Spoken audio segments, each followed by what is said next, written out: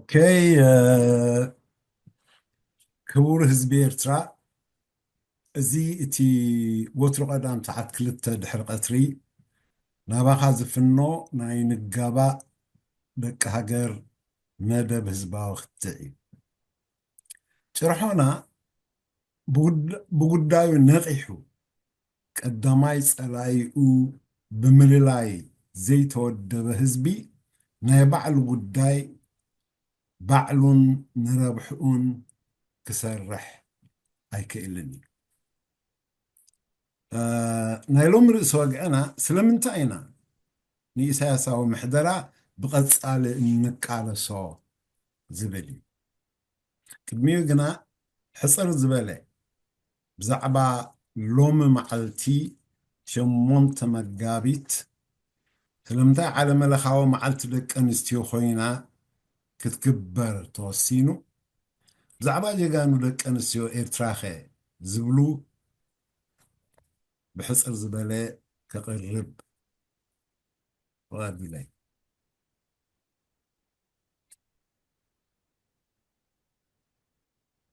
لومي شمونت مقابيت كلتشحن 25 مبل 203 عمت على ملخاوي معلت دك انستيو زخبرلو عابين كبرون معلتي ምእንቲ ምኽባር መሰል ደቂ ኣንስትዮ ዝተጀመረ ምንቅስቃስ እዩ ካብ ቀንዲ ዕላማታቱ ጾታዊ ማዕርነት መሰል ምፍራይ ወይ ወሊድ ምቅላስ አንጻር ዝኾነ ዓይነት ዓመፅ ኣብ ልዕሊ ደቂ ኣንስትዮ እዮም ዓለመለኻዊ ምንቅስቃስ አንጻር ጭቆናን በደልን ኣብ ልዕሊ ደቂ ኣንስትዮ ዝጀመረሉ ኣብ ኤውሮጳን ሰሜን ኣሜሪካን ኣብ መበል 20 ክፍለ ዘበን ቭላድሚር ሌኒን ንሰውራ ጥቅምቲ 1917 ዓመተ ምህረት ብመሪሕነት ቦልሸቪካዊ ሰልፊ ኣዓዊቱ برئيس ديسنت التمرح ديساوي سرعات بسوفيت حبرت لحرمت كالو بشحنت شعاتم إيتن عسران كلتن عامة مهرت نتن أبتينا شحنت شعاتم إيتن عسر شو عاتن صورة روسيا زتقالسا جيغانو دك أنستيو أفلوتو نمهاب شمونت مقابيت على ملخاوي بعل دك أنستيو ختكون وسينو ካብቲ ግዜ ተጀሚሩ ከዓ ዓመት መፀ ኣብ ዓለም ይኽበር ካብታ ሰፋሕ ናይ ዓለም ደቂ ኣንስትዮ ናብ ኤርትራዊት ናይ ደቂ ኣንስትዮ ዓለም ክምለስ ብሓፂር ክገልጾን ከለኹ ግደ ጅግና ተቓላሲት ኢትዮጵያ ኤርትራዊት ጓል ኣንስተይቲ بكل ملكعته مودادرتا تبقع اتا نخلتها سياويان حيلتات فرنسان امريكان ادكيما سعيرا هاجرا ناسا ابونسا استعوتت جيجنا فيتناماويت غوالنستيتي تراحيا كبل الدفر اتراويت غوالنستيتي اوشت اناي 3 عمتات زتخايده أنصار بببرة بأمريكان بسوفيت حبرتن النات عنجلتن النات عصبتن زجزعتنا أم حراويت إثيوبيا من انتهى جراونات النتان مرقات مسلاتان معرنتان زكايدتو عينتن أجباب كالس زي كايدتو عينتن أجباب كالسي أين بران أبصلاي استقطعت روم كتماتاتنا أبزكايدو وشتاوي بوليتيكاوي سرعاتن دباي سرحيتاتن مزنا زركبهم أي نبرون نبكبد صلاي آتين كسرحا تمديبا برتاوي سرحيت ككايدا تمديبا مدبر عليتن አንቀሳቀስትን ብረትን ንብረትን ኣብ ውሽጢ ከተማታት ነይረን ክንድዚ ኢልካ ዝጽብጸቡን ኣይኮነን ብዙሓት ካብኣተን ሎሚ ምንም ከም ዘይሰርሓ ብዛዕባ ስርሒታተን ከይተረኻ ኣዝቂፀን ኣብ ስደት ይነብራ ኣለዋ ኣብ ሜዳ ኣብ ተዋጋእቲ ሓይልታት ተዋጊአን ብዙሓት ተሰዊአን ብዙሓት ሰንኪለን ኣብ ዝተፈላለዩ መደባት ሰወራ ብፖለቲካዊ ካድርነት ብወተሃደራውን ሲቪላውን ሕክምናታት ብቤት ጽሕፈታዊ ምሕዳራት እናገልገላ ተቃሊሰን ንሱ ድማ ብዝተፈላለዩ መራሕቲ ንዝወርድወን በደላት ኣስናነን ነኺሰን እናተፃወራ ነይሩ ንምጥቕላል ቃልሲ እታ ንኩሉ ክኢላ ሃገራዊ ናጽነት ዝዕወተት ኤርትራዊት ጓል ኣንስተይቲ ኣበይ በፂሑ ካብ ዝተቃለሰትሎም ዕላማታት ዝተዓወቱ እንታይ እዮም ብዝብል ሕቶታት እዛዝም ዓወት ንጀጋኑ ደቂ ኣንስትዮና ኣብዚ ተወሳኺ መግለፂ ጅግና ኤርትራዊት ጓል ኣንስተይቲ ከቕርብ ዝደሊ እንተሃልዩ ቅድሚ ናብቲ ርእሲ ወግዕና ምእታው ሓፂር ግዜ ክህብ ይደሊ ከምኡ ዝብልን ምኽንያት ንስለ ነዚ መዓልቲ ምዝካር ኢለ ካብ ውቅያኖስ ዝጨለፍክዎ መእተዊ እምበር ንጅግንነታዊ ቃልሲ ጓል ኣንስተይቲ ኤርትራ ዝትርኽ ኣይኮነን ስለዝኾነ ኣብዚ ክውስኽ ኣሎ ዝብል ርእቶ ዘለኩም እንተልዩ ቅድሚ ናብቲ ርእሲ ወግዕና ምእታው ግዜ ክንወስድ ንኽእል ኢና ስለምንታይ ኢና ንኢሳያሳዊ ምሕደራ ብቐጻሊ እንቃለሶ ህዝቢ ኤርትራ ምእንቲ ሃገራዊ ናጽነቱ ምእንቲ ሓርነቱን ምርጋጽ ሰብኣዊ መሰላቱን ሰፍ ዘይብል መስዋዕትነታት እናኸፈለ ተቃሊሱ እዚኣተን ከዓ መሰረታዊ ክብረታቱ ዘረጋግፃ እየን ድሕሪታ ፈረንሳን ኣሜሪካን እናተበራረያ ዝተዋግኣ ኣብ ቪየትናም ባዕላቶም ከም ዝትርኽቦ ከዓ 1 ስኩዌር ኢንች ወይ ከዓ 2.5 ስኩዌር ሰንቲሜትር ብጉምታት ዘይተሓርሰን ዘይተቃጸለን መሬት ዘይነበራ ህዝቢ ቪየትናም ብጅግንነት ገጢሙ ተዋጊኡ ንሃፃዊት ኣሜሪካ ስዒሩ ናብ ህንዳዊ ውቅያኖስ ውሒፍዋ እዩ ህዝቢ ኤርትራ እቲ ዝነውሐ ብተኸታታሊ ንገዛኢት ኢትዮጵያ ብኩሉ መዳያዊ ዓቕምታትን ንዋትን እናሓገዙ እቲ ዝነውሐ ናይ 30 ዓመታት ደማዊ ቃልሲ ብምክያድ እዩ ተዓዊቱ ከነጻጽር ቪየትናም ሎሚ ብኩሉ መዳያዊ መልክዓቱ ብሰላም ብቁጠባ ብፖለቲካ ብማሕበራዊ ምዕብልናኣ ብዲፕሎማስያዊ ከባቢያውን ዓለማውን ዝምድናታታ ኣብ ከመይ ዝበለ ደረጃ በፂሓ ኣላ ካብ ኩልና ዝተኸወለ ይኮነን ኤርትራ ኸ ድሕሪ 35 ዓመታት ሃገራዊ ናጽነት ኩለ መዳዊ ህልውናኣ እንታይ ይመስል ኢልና ክንሓትት ግድን እዩ ሃገራዊ ምሁር ክኢላን ተመራማርን ዘይፈርየላ ስለዝኾነ ከዓ መሃዝትን ፈጠርትን ዘይፍርየላ ሃገራዊ ሃብታም ዘይበቕለላ ክኢላ ርሂፀበላዕ ዘይፈርየላ ነባር ኢንዱስትሪታት ዓንዮም ኣይጽገኑ ሓድስቲ ኣይትከሉላ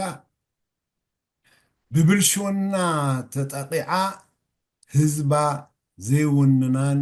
ግዲኡ ክጻወት ዘይክእልላን ሃገራዊ ይኹን ናይ ወፃኢ ምወላ ወይ ከዓ ኢንቨስትመንት ዝዓገተት ኣብ ድኽነት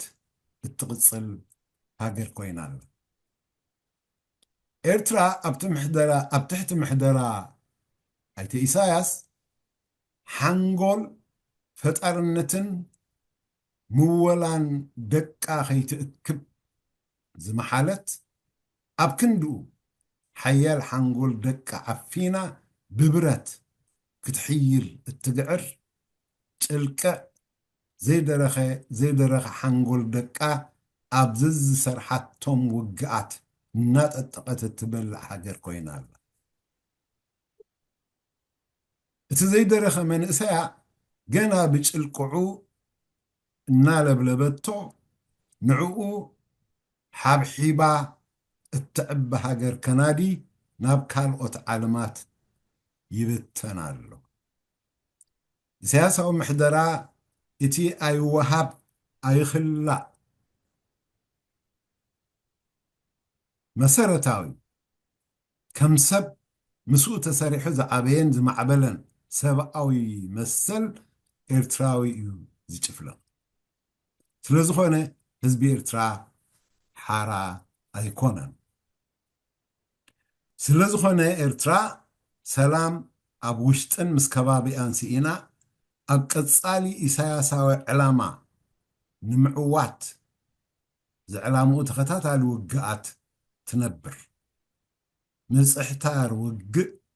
ኢሳያስ ከዓ ውግእ የምጽእ ስለ ዝኾነ ምንጋስ ሰላም ምስፍሕፋሕን ምምዕባይን ዝተማህረ ህዝቢ ምዕባይን ምምዕባልን ቁጠባ ሃገር ቀዳማይ ዕላምኡ ኣይኮነን ስለ ዝኾነ ሃገርና መንእሰያ ብኣካል ብሓንጎልን ብተመክሮን እናንቆልቆላ ምዕያግ ምዕብልና ጥራሕ ዘይኮነ ተመርዒ ክወልድን ክፈርን ዝግብኦ ወለዶ እናበረሰ ዝኸይድ ዘሎ እዩ ብሰንኩ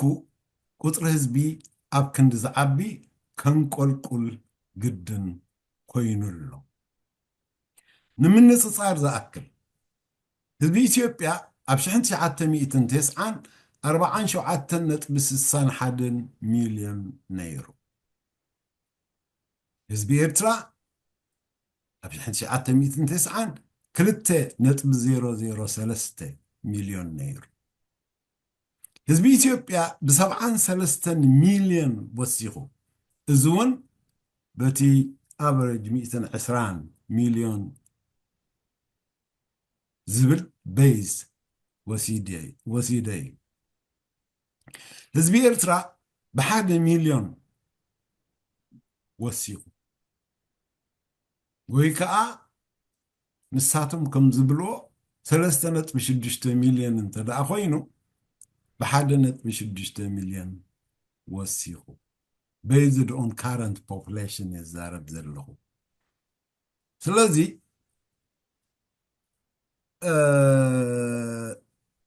ከም ኢትዮጵያ ብ3 ዕፅፊ እንተዝውስኽ ሎሚ ኣብ ከባቢ 7 ሚልዮን ምበጽሐ ብውሕዱ እዩ ጠንክታት ኣሉታዊ ምሕደራ ኢሳያሳዊ ህግደፍ እዩ ምእንቲ ምህናፅ ፍትሓዊት ሃገር ስለ ንቃለስ ንሱ ድማ ንኩሉ ኤርትራዊ ዜጋ ብሕጊ እተመሓድር ማለትና እዩ ሓጋጊ ፈራድን ፈጻምን ዘለዋ መንግስቲ ማለትና እዩ መራሕቲ ህግደፍ ካብ ኢሳያስ ጀሚሮም ልዕሊ ሕጊ ይነብሩ ዝኾነ ዜጋ ሃገር ኣብ ምሕረት ኢሳያስን ህግደፍን ዝውሰን እዩ ስለዝኾነ ከዓ ሃገራዊ ሕጊ የልቦን ሃገራዊ ሕጊ ስለ ዘየልቦ በዲልካ ዝተባሃለ ዜጋ ከሲሱ ዘቕርብ ሃገራዊ ኣኽባር ሕጊ የለን ናፃ ቤት ፍርዲ ዝበሃል ስለ ዘየልቦ ተኸሳሲ ጥቑዕ መንግስታዊ ብልሽውና ይኸውን ብሰንኪ ዝተጠቕሱን ካልኦት ዘይተጠቕሱ ኣሉታዊ ጉዳያትን ምሕደራ ኣይተ ኢሳያሳዊ ትግደፍ ህዝብና ኣብ ጥሜት ኣብ ሕማም ኣብ ፅምኣት ኣብ ስእነት ንብዙሕ ዘገልግል ፀዓት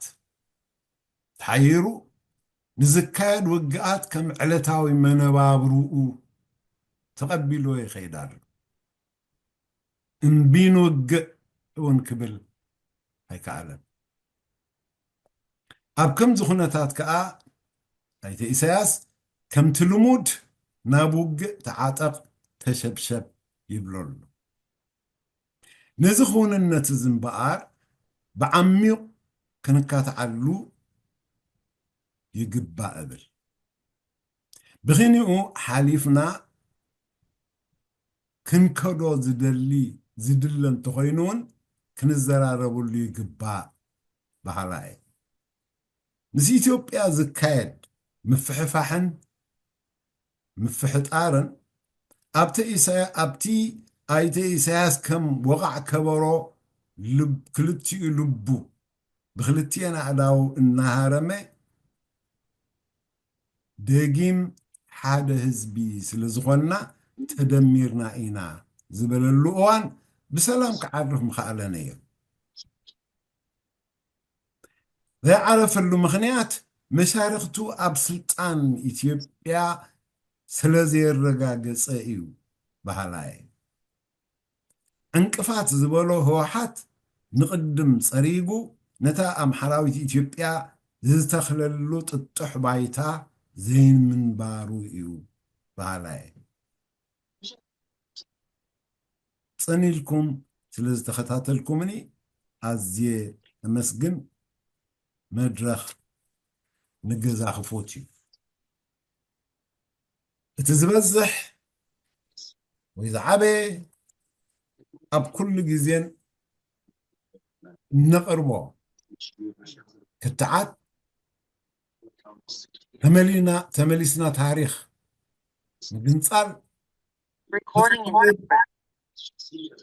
ዝቐርብ ስለ ዝነበረ ኣብ ዓሚቕ ትንተና ክኣቱ ኣይደለኹም ኣውራ በዘ ቀሪቡ ዘሎ ዕብይ ዝበለ ወይ ፍሪ ዝበለ ነጥብታት ተመርኩስና ምስቲ ሕጂ ዝኸይድ ዘሎ ክውንነት ኣብ ውሽጢ ሃገርናን ከባቢናን ርእቶታት ከነቕርብ ይህልወና ሕቶታት እውን ቻለንጂንግ ሕቶታት ክቐርቡ እፅበ ይቐኒል ከምቲ ኩሉ ግዜ ዝብሎ ኩሉ ሰዓር ርእቶታትን ሕቶታትን ስለ ዘይብልና ኣይኮነን ግን ቅልጥፍ ኢልና ምስታፍ ቁሩብ የሸግረና እዩ እሞ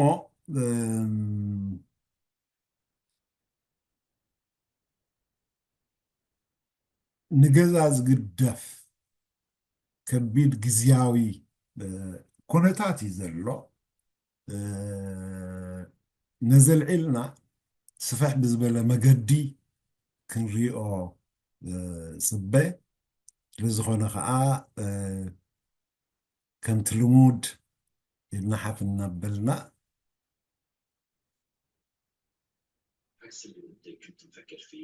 ለርኢቶና እንተቕረብና ንፅበ እንኳ ደሓን መጻእኩም ግርማይ ዳዊት እሞ ሓንቲ ሕቶ እስኪ ከቐርብ እዚ ኣርእስቲ እዚ ምስ ሕጂ ኢሳያስን ኣብይን ኣብ ምፍኽኻር ዘለውሉ እዋን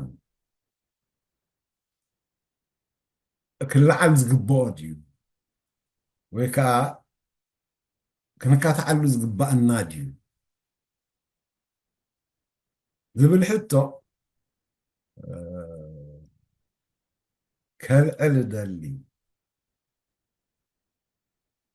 ምክንያቱ ንብዙሓት ተደናገፅቲ ወይ ደገፍቲ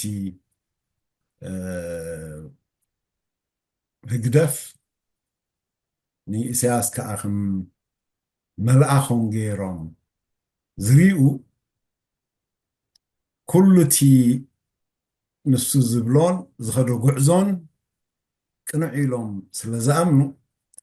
ነቲ ብድሕሪ ዝብሎም ዝፈጥሮ ሽግራት ምርኣዩ ይስእኑ እቶም ዝርእዎ ግን ጠቢቆም ምስ ረብሓታቶም ዝተኣሳሰረ ስለ ዝኾነ ዝቕፅሉ ግን ኣካል ናይቲ ገዛኢ ደርቢ ስለ ዝኾኑ ወይ ከዓ ገዛኢ ምልኪ ስለ ዝኾኑ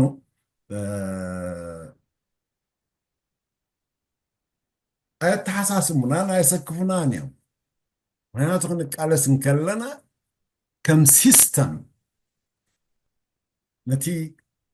ህዝብና ቆሪኑ ሒዙ ዘሎ ስርዓተ ኣከያይዳ ኢና ንቃለሶ ዘለና እሱ ከዓ ብሓደ ሰብ ጥራሕ ዝውሰን ኣይኮነን ሓደ ሰብ እቲ ዲዛይነር እዩ ነቲ ሃገር ናብ ድላዩ ገፁ ክወስዳ ከጠምታ ነቲ ህዝቢ ከዓ ንሱ ብዝበሎ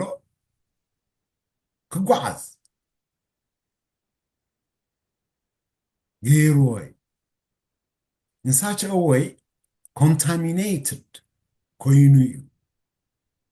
ገሊኡ ብስለ ጠቐሙ ከምቲ ዝበልኮ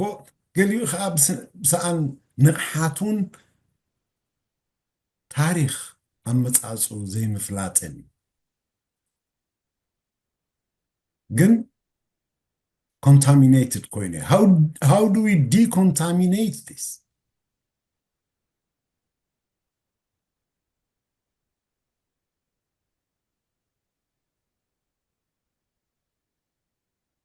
ካሊ ሃገርና ናፃ ካብ ትወፅእ ኣትሒዙ ካብ ቅድሚኡ ዝጀመረ ኣብ ውግእ ጥራሕ ተሸኺሉ ህዝብና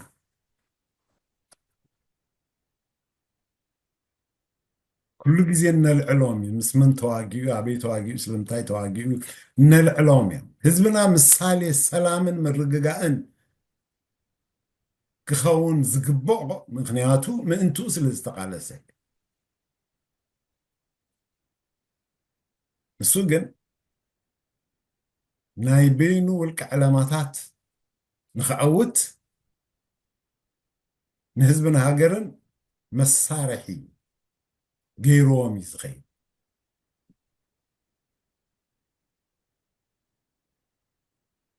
እቲ ህዝቢ ክሳዕ ክንደይ ሓደጋ የጓንፎ ክሳዕ ክንደይ ቀዘፍ ክሳዕ ክንደይ ይሰደድን ይብረስን እንታይ ይኮነን ተሰዲዱን መሪሱን ገንዘብ ክሰደሉን ተኽኢሉ ጥራሕ እዩ ዘገድሶ ደሓንተን ገንዘብ ጥራሕ ስደዱልና ኢልዎም ኢሉ እዩ ኣብ ኣሜሪካ መፅኡ ኣኼባ ብዘካየደሉ ግዜ ብዙሕ ነገራት እዩ ኢሉ ኣብ ብዙሕ ናይ ኣገዛዝኡ ዓመታት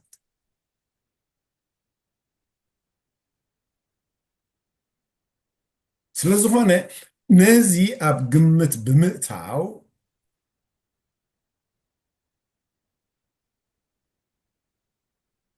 ኢና ብቐፃሊ እንቃለሶ ነታ ርእሲ መልሲ ንምሃብ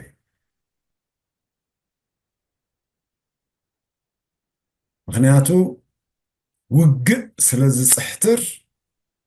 ስለ ዝሰርሕ እቲ ውግእ ይመፀና መፈራርሒ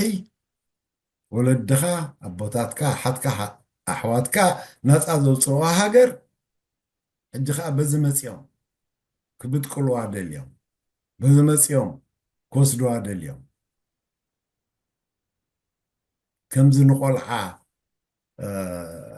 ሕንጉግ መፂካ እናበልካ እተባህርሮ ተፈራርሖ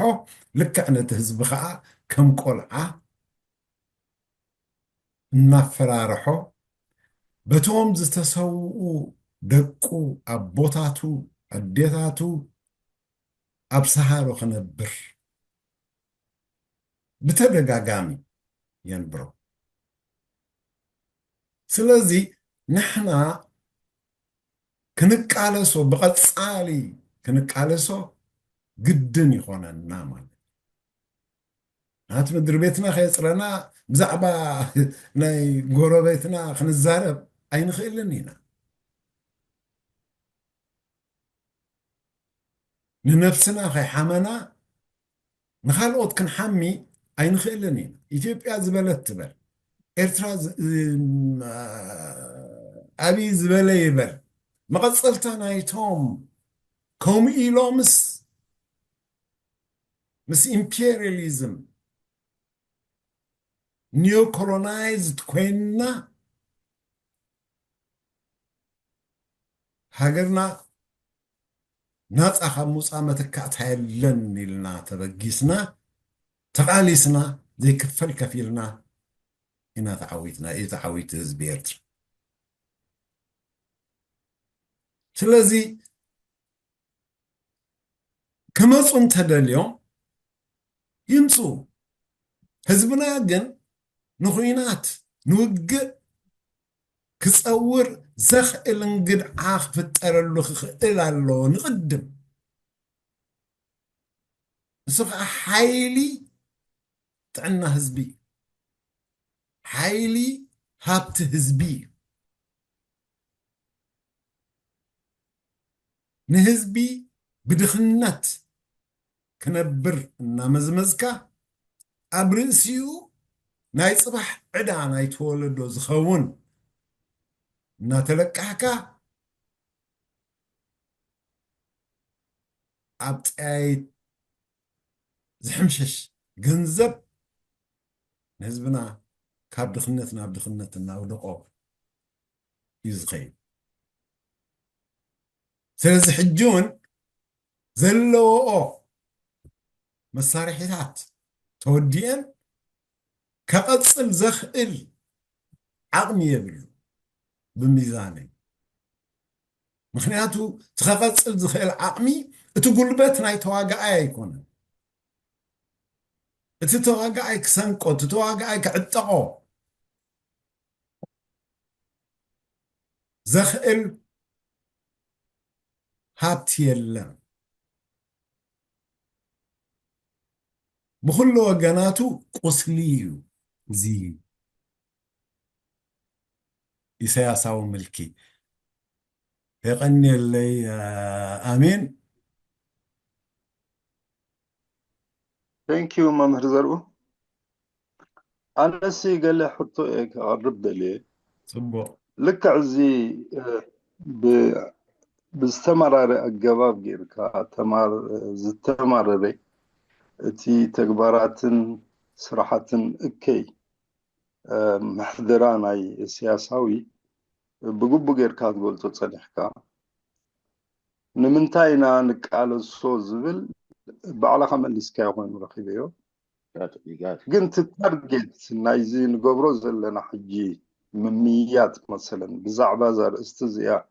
ابن كايدو يهن مهنسي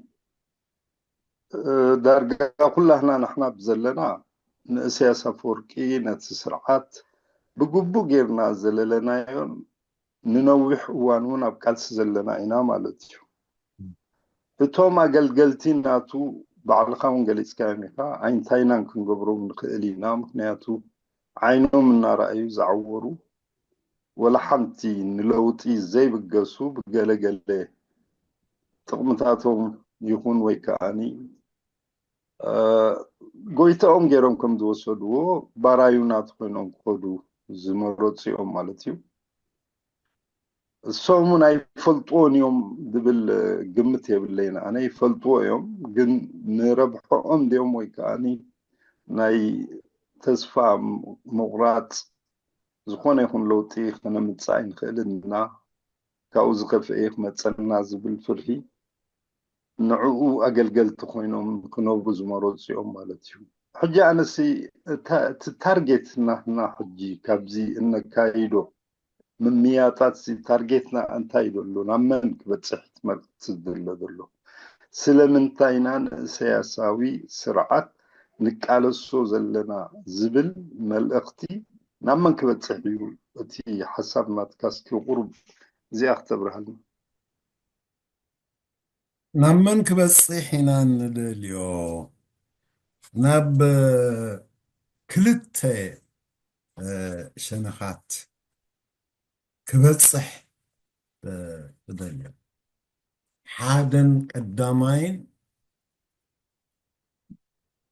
نهزبنا أب وشتن أب وصاءن زلو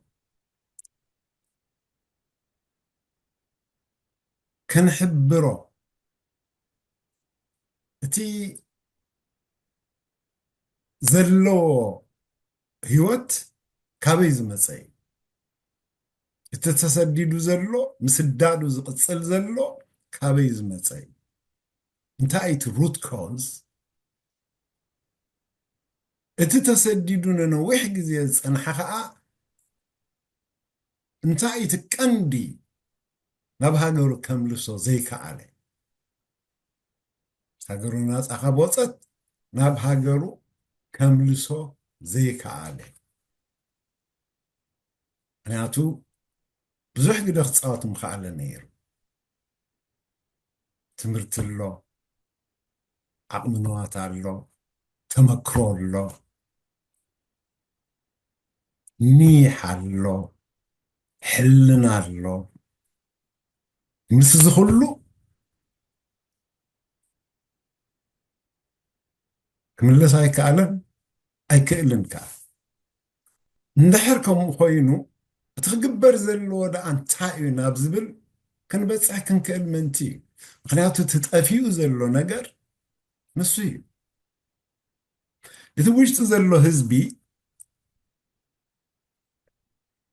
ننقل قول دا أي خيدان لنبر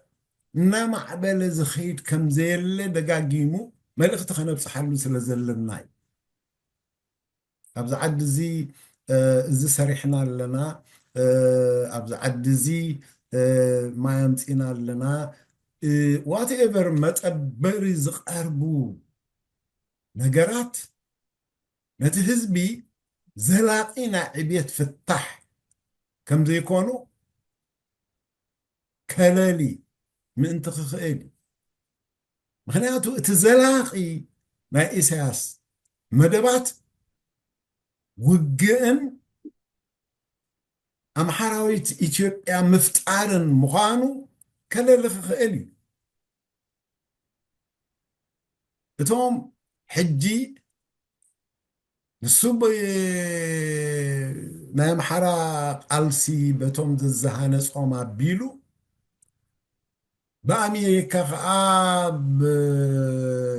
حديز وات أوت ذا لو كان مريت إيرترا قدن كتوصع لك زبلن نعو زواهب زمثل بجزياوي منجستي عب سدتن بناي من اسيات من قصقاس which عبي entertain زغبرومن توهاهيدوم نابتي قدم امريكا وهاسينت باسم حساوي فدريشن ناب إثيوبيا زحقفنا يملس كملس يرئينا سلزلو إزي ككتاتلو خخئل أمو كاوشت تهزبي نزي ترديو كملز خيل إليت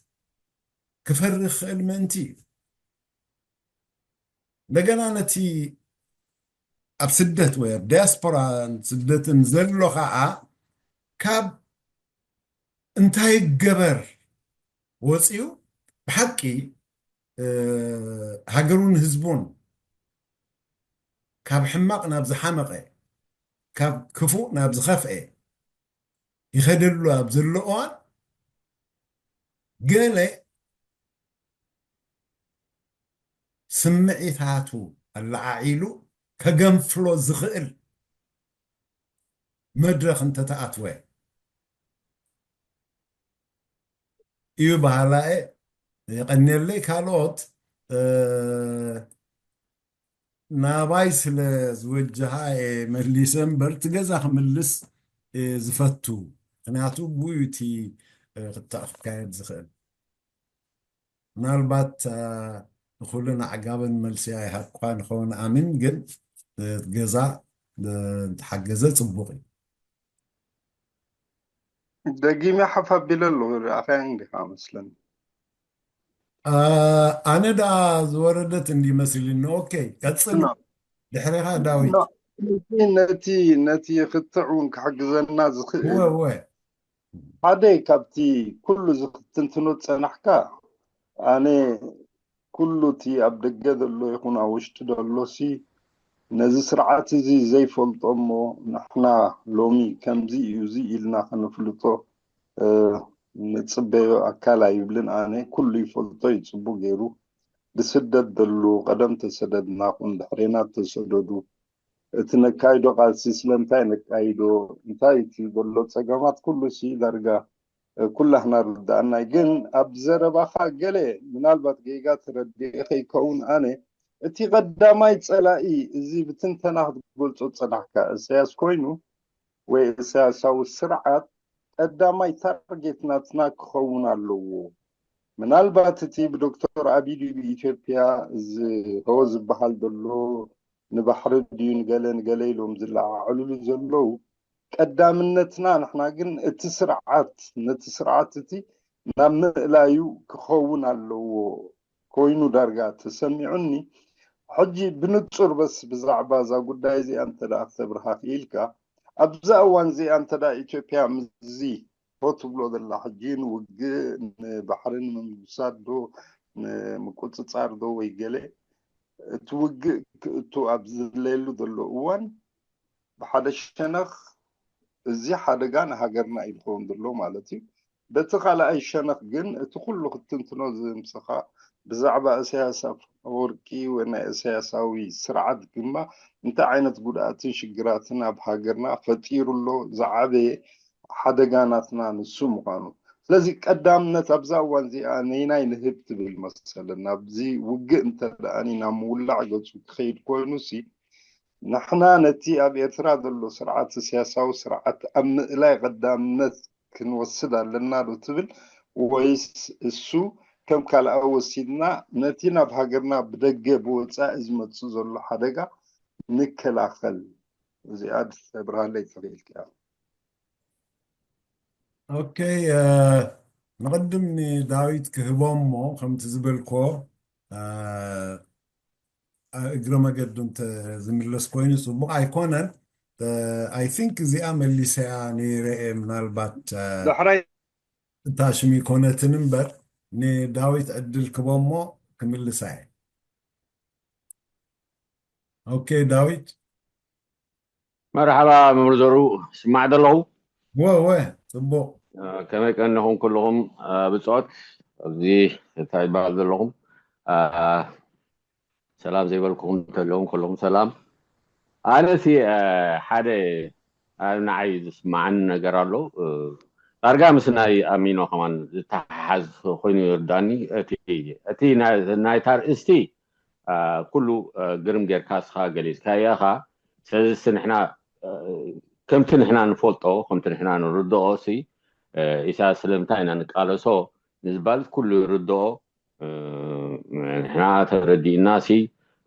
تايد بالون غورو لنا مالتي لازم اللي سكا حاجه قالي تو ساخ تايد بالكم غورو ايدلينيون كتعلق من انتاي بحالات يلن ازو فلوتي اسس له زغونه اساس امرارحو ولا اغاو كله ناي مصنات راح دا امبر كالي سلازي كونه كله دي بمرور بتتفعل تاي بال هادي مزوط الله زلو كاب 5 بلس 1 زغونه حزب ኤርትራ اب سدتي زلو حجي ايو ነፃነቱ ወፂን ኮሎ ኣብ ግዜ ነፃነቱ ተሰዲዱ ስለዚ እዚ ሕጂ እንታይ ብላነ ህዝቢ ኤርትራ ሕጂ በዓል ኣፍ ዘይኮነ ዘድልዮ ዘስንቆ በዓል ጣፍ እዩ ዘድልዮ ንሕና እዚ ህዝቢ እዚ ወይቲ ኣብ ሰራዊትና ዘሎ እንታይ ይበሃል ዘሎ ኣብ ፋሒሉ ዘሎ ሲ ንሕና ሕጂ ሲ ጣፍ ክንዕንግሎ እዩ ዝግባአና كما جرنا نعنقله انتي نقبرلو انتي بالخنقبر ينزقبانا حجي نحنا انا اساسي سي ولا عقل يشتي كمان كل فولي توي اساس انتي كمان اساس قدر اساسي ابدو خداتات زي زي فولتو يلا اساس لمتاي قالو سخان اساسي قال سندي قزار ستهاديم كان وصا غريف كان ممصا ايا سانا كو هادي مزوت زلو نابرا اساس لزخونو يوت زلو ስለዚህ እዚ ፍሉጥ ሕጂ ንሕና ባፍ ኩሉ ግዜ ታይ በሃል ተበልናሲ ሓንቲ ታይ በሃል ኮነ ከል ንሕና ኣብዚ ሰዓት እዚ ሲ ሰጣፍ ንኹን ንዓንግሎ ህዝብና ሰራዊትና ንዓንግሎ ክንዓንግሎ ተዳኺና ድማኒ ናህና ጽፉፍ ዝኾነ ፖለቲካዊ ራእያን ጽፉፍ ዝኾነ ፖለቲካዊ ታይ በሃል ኣተሓሳስባን ንሕና ጠንቂና ኣግዞና እንታይ እዩ ካበይ ይርገስ ክንፈልጦ ክንከላልና ኣብዚ ተሞርኪሰ ሓንቲ ሕቶ ንኩላህና መካታዒት ክትኮነና ትደሊ ኢለ ዝሓስባ ሓንቲ ወይ ክልተ ሕቶ ክበኩም እዩ ሓንቲ ሕቶ ታ መጀመርያ ሕቶ ንሕና ሲ ኢትዮጵያ ክትገዝኣና ኣይትኽእሊና በናይ ስርመጎት ኢትዮጵያ ክትገዝእ ኣይትኽእሊና ወላ በቲ ታሪኻዊ ነገርነታ ምዕባሊኣ ወላ ብኩሉ ሲሲ ዓናስ ክትገዝኣና ኣይትኽእሊና ስለዚ ኢትዮጵያ ምሳና ውግእ ዝገበረቶ ወላ ሕጂ እውን ትገብሮ ዘላ ናይ ፕሮክሲ ውግእ ድዩ ወይስ ናይ መግዛእቲ ውግእ እዚኣ ኣፀበና ክንካታዕላ ንደሊ ማለት እዩ ስለምንታይ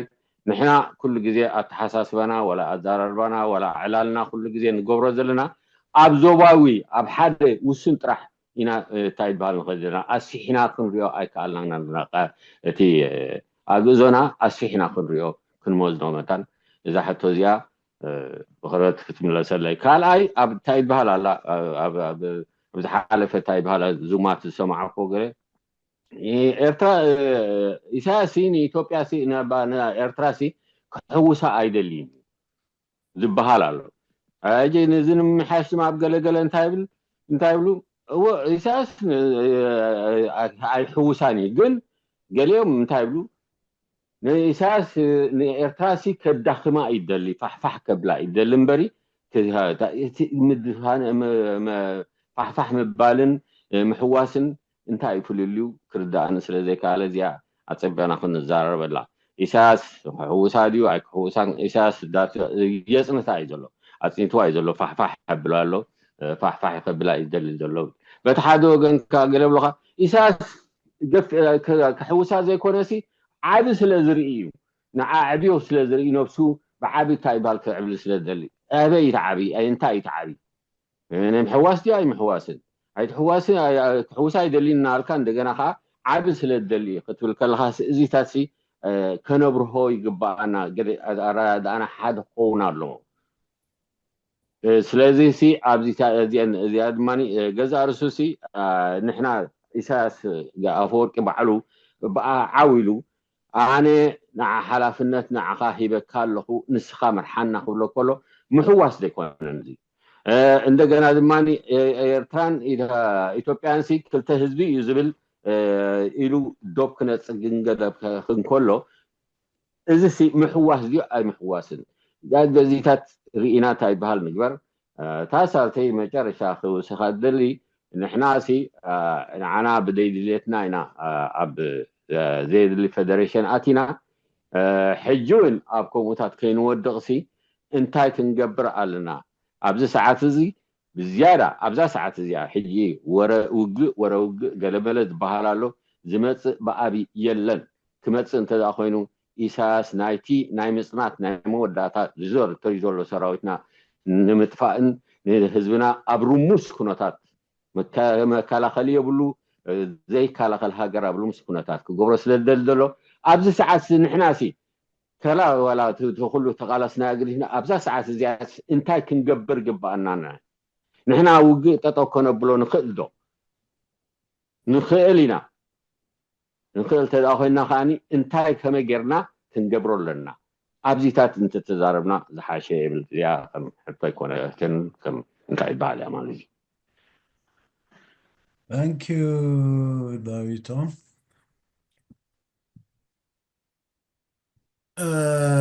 أبتناي داويت حطوثات جزاء رئيتو بمهاب كملسالو لتا مني أمينو زقربا حطو جن مليسا كوي جن سلمتا يدق سنة زلو سلمتا يتوقسي زدق سنة زلو እቲ ምቁፃሩ ስለ ዘድክመና ኣብዚ ተዋጊኡ ኣብዛ እትዩ ኣብዚ ገይሩ ዝኸይሩ ምባል እምበር ምክንያቱ ተደጋጊሙ ስለ ዝዝረበሉ ሓበሬታታት ንፁርን ስለ ዝቐርብ ንከታተሉ ኣለና ባህላ እየ ደጋጊምና እውን ተዘራሪብናሉ ኢና ውሽጢ ዝሓለፈ 7-8 ዓመታት እዚ ሬድዮ እዚ ካብ ንጅምር እንታይ ለነይረ ምድሪ ቤትና ከየፅረና ብዛዕባ ካልኦት ክንዛረብ ኣይንኽእልን which is ውሽጥና እንታይ ኣሎ እቲ ሃገር ውሽጣ እንታይ ኣሎ ኣብ ምንታይ ኩነታት ኣላ ስለምንታይ ከ ኣብዚ ኩነታት እዚ ዘላ ርኢና ብዛዕባቶም ካብ ደገ ብፍላይ ከዓ ብኢትዮጵያ ዝመፀና ተህዲዳት ቅድሚ ምትግባሩ ክንዘራረብ ጥቕሚ የብሉን ንቅድም እቲ ካውዝ እንታይ እዩ ከምኡ ዝገብር ዘሎ ንዕኡ ክለዓል ዝገብሮ ዘሎ እንታይ እዩ كوستر زجبوه وشتاو قداينا سلزي كوستر ناي سقع نزي ناي كل جزية سجن إساسا وهجدف كنا قال سلزي كالناي سلزي تقداماي ناي هزبي إرترا جدا هلونا إساسا وجلاهم بالكون هزي أم إلاي إنا خنتكور زلنا إزيز نحلنا حجز نقبر كبل زخل بايتا يبلنا نبار صلايت وإياكو إيجيبيا نبار صلايكو إمبيرياليزم بإيدا زور مجزاءة النت زغزانا زنبره كوي سلازي سلامنتايوم نتوم نبارات صلاتنا زعد ملنا زلو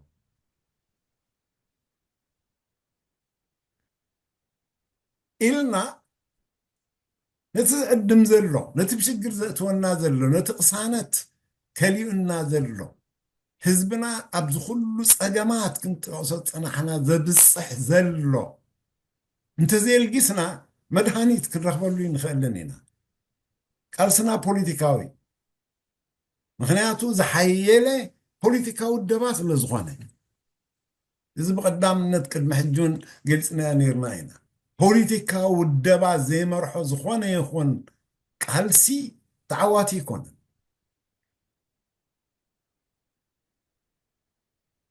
مريح بوليتيكاو الدبا ناي هزبي ክረጋገጽ ክኽእል ኣሎ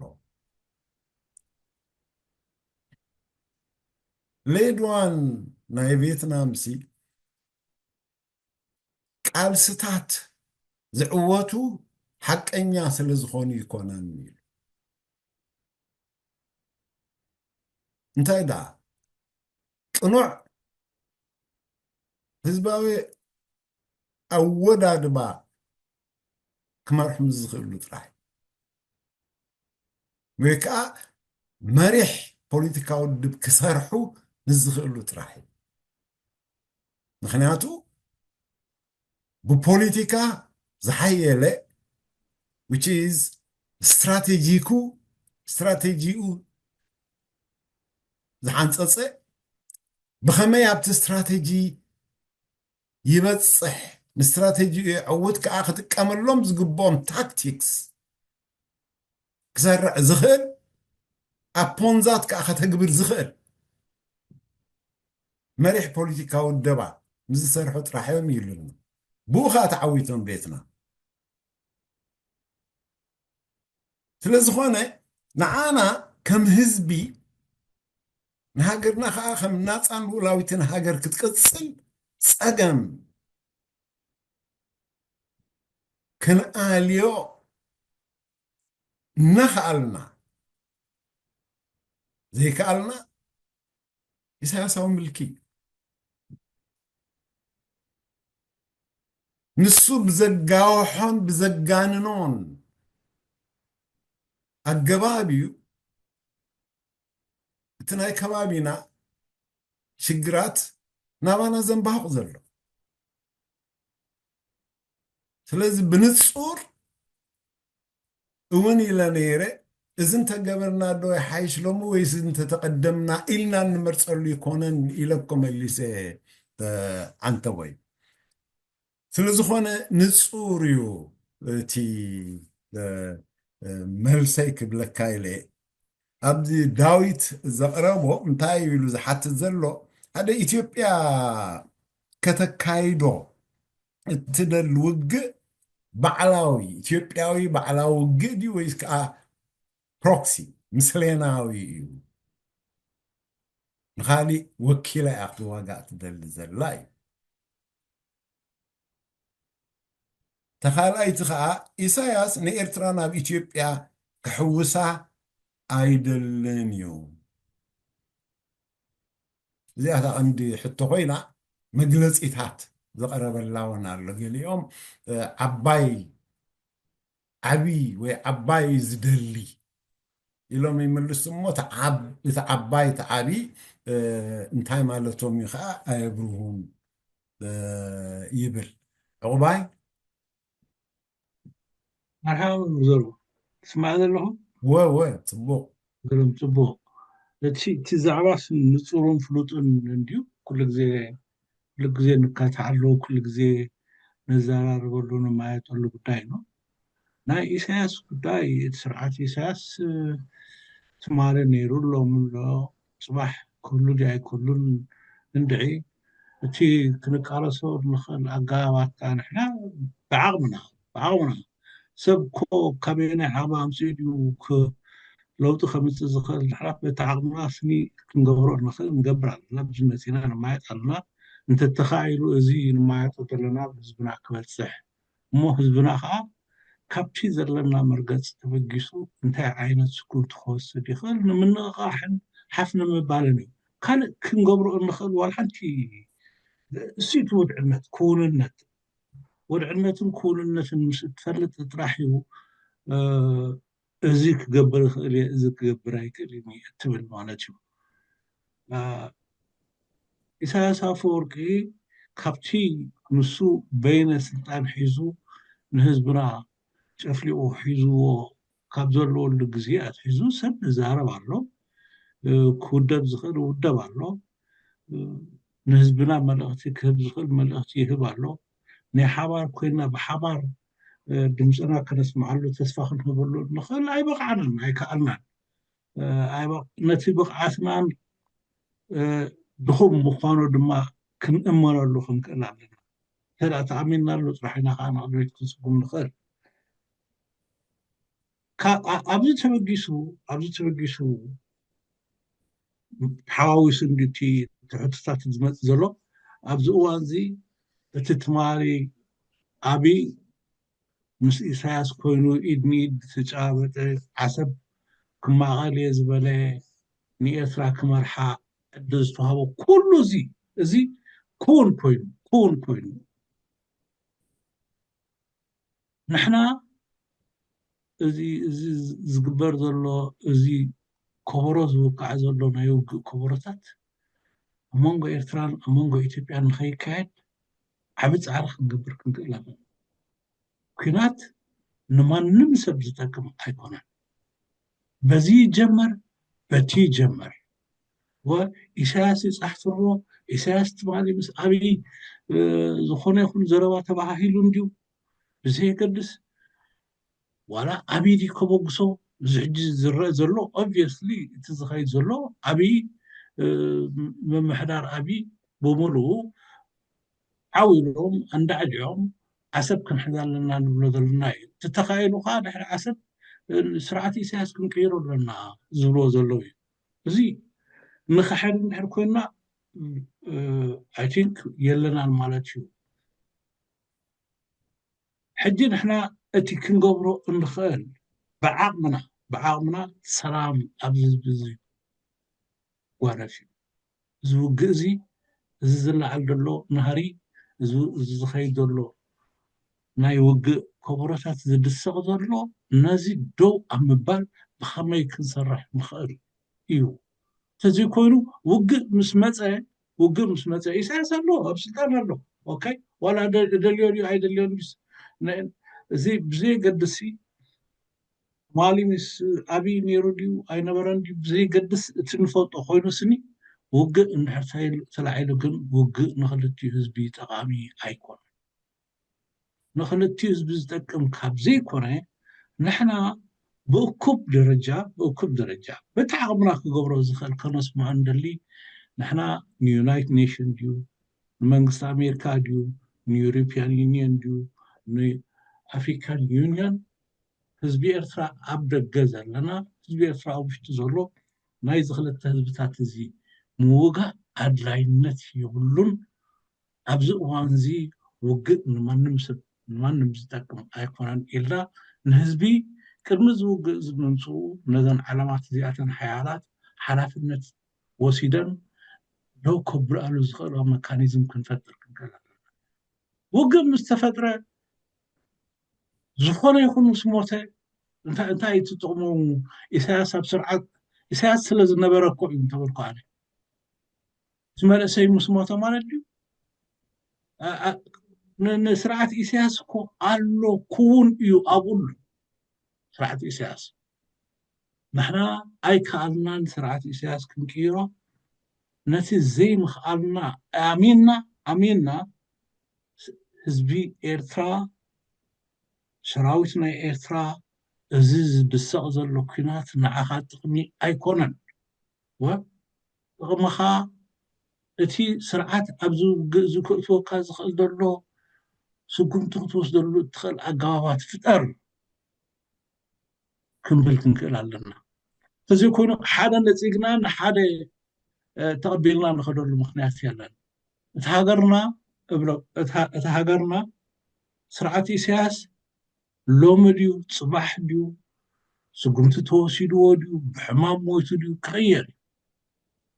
ሃገርና ኤርትራ ግን ኣለዎ ንሕና ንፉዓት እንተደኣ ኸይድና ነቲ ሃገርና ሓንቲ ብልዕልና ሕጊ እትመሓደር ዲሞክራሲያዊት ኤርትራ ክንፈጥር ንኽእል ኢና እታ ሃገር ተላልያ ሃገር ተዘየልያ ግን ኒና እዩ ትፍትሕ ዶ ዲሞክራሲ ዶ ንብሎ ዘለና ሕጂ ክልቲኡ ሒዝናዮ ክንጓዓዝ ዘለና እዩ ኣነ ኣይተሓዝለዮ እምበር ከም ዕቑባይ መጠን እዚ ፕሮክሲ ዶ ወዲ ገለምታት ዝበሃል ተወሳኺ እንታይ ሽሙታት ኣምፂኻ ናብ ካልእ ህቶታት ዘእትወካ ኣነ ትርጉም የብሉን እዚ ኩናት ኣብ ቅድሚ ዓይንና ከካይድዎ ዝደልዩ ዘለዉ ስርዓት ኢትዮጵያ ኩናት ከካይድ እደሊ ኣለኹ ዓሰብ ክሕዝ እደሊ ኣለኹ እንተተኻኢሉ ከዓ ስርዓት ኢሳያስ ክቕይሮ የብላ ናይ ስርዓት ኢሳያስ ምቕያሩ ኣይኮነን ዝገድስ ንስኹም እንታዋይ ስለ ዝኾነ እዩ ንሓና ንስርዓት ኢሳያስ ክቅይረልና እንታዋይ ስለ ዝኾነ እዩ ዓሰብ ክሕዘ እየ ዝብል ዘሎ እዚ ኩናት እዚ ዝውግእ ዝመፅእ ዘሎ ኣጥፋኢ ሰብ በልዕ ኢኮኖሚ በልዕ ሃገር ልዕሊ 20-30 ዓመት ንድሕሪት ዝመልስ ንሕና ካብቲ ዝነበርናዮ ዝሓለፍናዮ ዋላ ሓንቲ ፈወስ ከይበልና እንታይ ደ ጌርና ኢና ስርዓት ኢሳያስ ኣትዩ ኣብ ትግራይ ምስ ኣብይ ኮይኑ ውግእ ኣካይዱ ነቲ ውግእ ኮኒና ኮይኑ ግን ለውጢ ኣምፂና ኣየምፅናን ካብኡ ኹማን ገና ይተምሃርናን ኣለና ሕጂ ከዓ እንታይ ንብል ኣለና ስቲል እዚ ኩናት እዚ ኣይገድሰናን እዩ እንታይ ደኣ ከገድሰና ዘሎ ኢሳያስ እዩ ትማል እኮ ከምኡ ኢልና ኢና ዋላ ሓንቲ ዝገበርናዮ እኮ የለን እቲ ክንገብሮ እንኽእል ግን ንምንታይ ዘይንገብርና ንሕና ዓለምና ንምንታይ ዘይነፍልጣ ኩናት ከበሮ ኩናት ይድሰቕ ኣሎ ህዝቢ ከጥፍእ ክበልዕ ስለዝኾነ ህዝቢ ክበልዕ ስለዝኾነ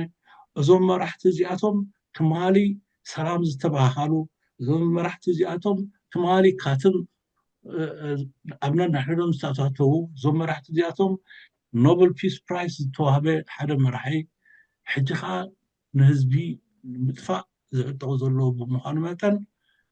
እጃኹም ኢዶም ጠጠው ከብልዎ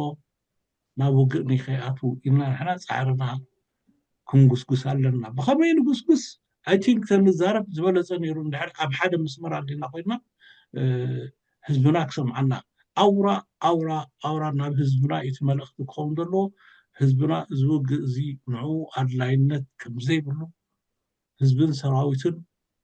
ሃገሮም ተኸላኺሎም ነቲ ስርዓቲ ክግልብጥሉ ዝኽእሉ ወይ ክናዕቢ ከልዕልሉ ዝኽእሉ ኣገባባት ብኸመይ ኣገባብ ክገብር ከም ዘለዎ ድሃይና እንተስማዕና እቲ ዝበለፀ ዝብል ይቐኒየለ ይብሉ ታንክ ዩ ባይ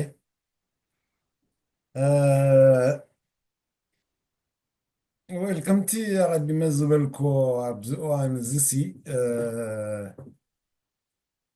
ከዝንጀሮ ቆንጆ ምን ይመረፃል ከም ዝብልዎ እዩ ካብ ክልተ ባይሲ ዓይነይቲ ቆንጆ ትመርፅ ከም ማለት እዩ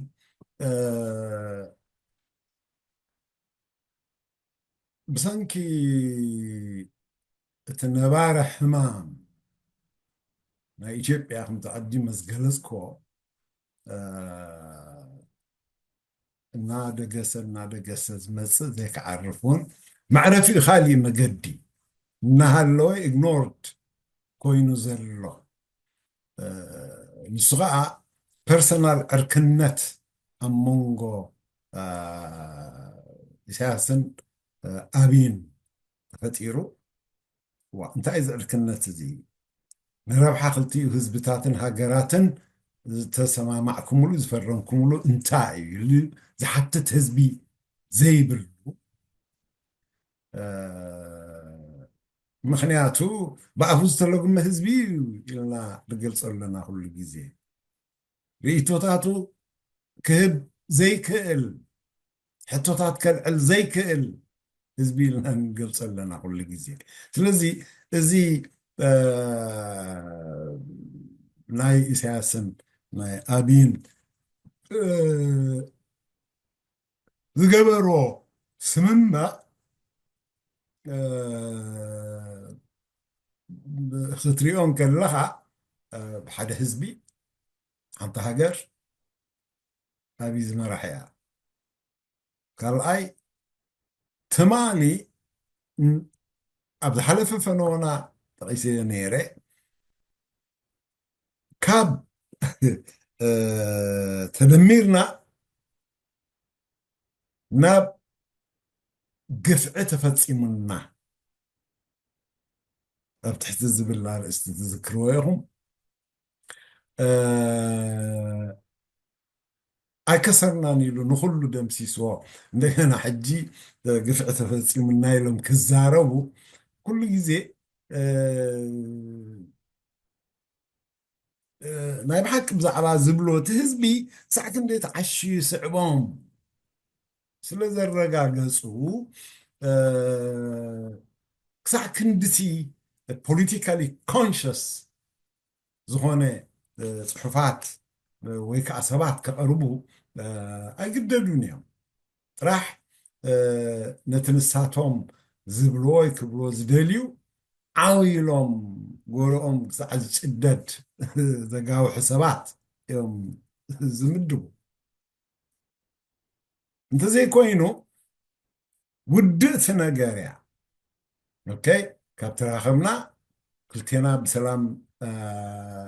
ክልቲኡ ሃገራት ክነብር ክልቲኡ ህዝብታት ክነብር ካብ በልና እቲ ብዩኤን ዝተወሰነ ዶባት ንሓንፅፆ ደን ናይ ወደብ ዶ ባሕሪ ኣክሰስ ዶ ጉዳይ ብዘይ ኣሸጋሪ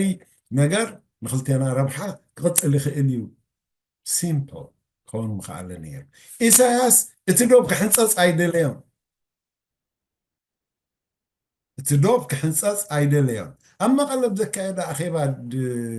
ድሕሪ ሃገራዊ ናፅነት ካብ ኣዲስ ኣበባ እናተመልሰ ድዩ እንታይ ድሕሪ ሎሚ እዚ ዶብ እዚ ክህሉ ይኮነን ዘይንቡር ኮይኑ ቅፅል ኢሉ እንታይ ማለት እዩ ከምኡ ክብል እንከሎ ብቲ እዋን እቲ ብዛዕባ ዝማዕበለ ብንግዲ ብባህሊ ተኣሳሲሩ ዝዓበየ ናይቲ ከባቢ ሕብረተሰባት ብኮንፌደሬሽን ኣቢሉ ናብ ፌደሬሽን ናብ ሓደ ሃገርነት ክበፅሓሉ ዝኽእል ደረጃ ብሄራዊ ምዕባለ ዲዝዛረብ ዘሎ ውጭ ኣነ ንሱን ዘየለናሉ ማለት ዘይክንህልወሉ ማለት ነዊሕ ዕላማ ኖ ንሱ እቲ ኣብ ዝሓለፈውን ሕራይ ነታ ዕንቅፋት ትኾነኒ ህወሓት መላግስቲ ካብ ረኸብኩ ልግሳኤ ኣብ ግዜ ባድመ ይተዓወት ኩላን ሕጂ ገልግሳኤ ድሕሪኡ ከዓ ንኣብዪ ምልጋስ ቀሊሉ ምስቶም ዝኽስኩሶምን ዝፅግዖን ዝነበሩ ኣምሓራ ኮይኑ በዓል ብርሃኑ ዶ በዓል እዚያ እንዳልካቸው ዶ በዓል ዳዊት ወልደ ጊዮርጊስ ካብ ወፃኢ ዶ መዓት ኢኻ ድምሮም እትኽእል ዝተተሓሓዘ ጉዳያት ስለዝኾነ ዶ ክሕንፀፅ ኣይደልዮም ስለዚ ብሃገራውነት ኤርትራ ናፅነት ኤርትራ ልኡላውነት ኤርትራ يأمن ديون تلك تزوصل ذلو ستيبس أأمن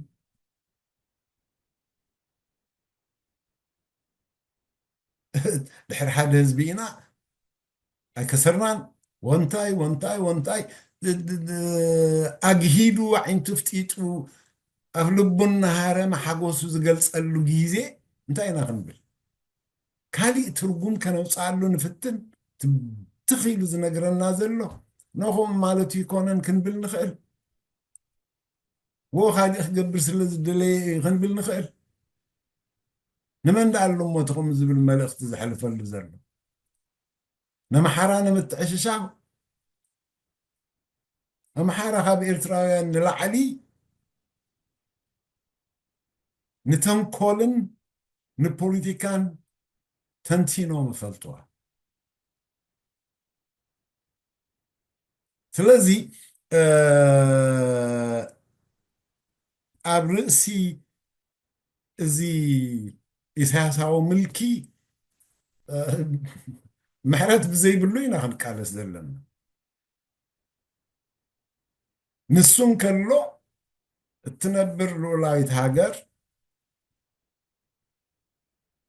እትህልወና ይትኽእልን እያ ምክንያቱ ልኡላውነት ሃገር ማለት ልኡላውነት ህዝቢ ማለት ስለዝኾነ ልኡላውነት ህዝቢ ከይረጋገፅ ከዓ ሓደ ህዝቢ ናይሉ ምስቲ ንሱ ዝደልየ ህዝቢ ይድምሮ ስለዚ ፕሮባብሊ እንታይ ማለት እዩ ብጭብጥ ብዝተሰነዩ ካልኦት ጭብጢ ዘይቀረቡን ዘይንፈልጠውን ብዝተሰነዩ ኢንተርፕሬት ክንገብሮ እንተኽኢልና then we will see in the future otherwise ካብቲ ዝቐርበልና ዘሎ እዚ ኢትዮጵያ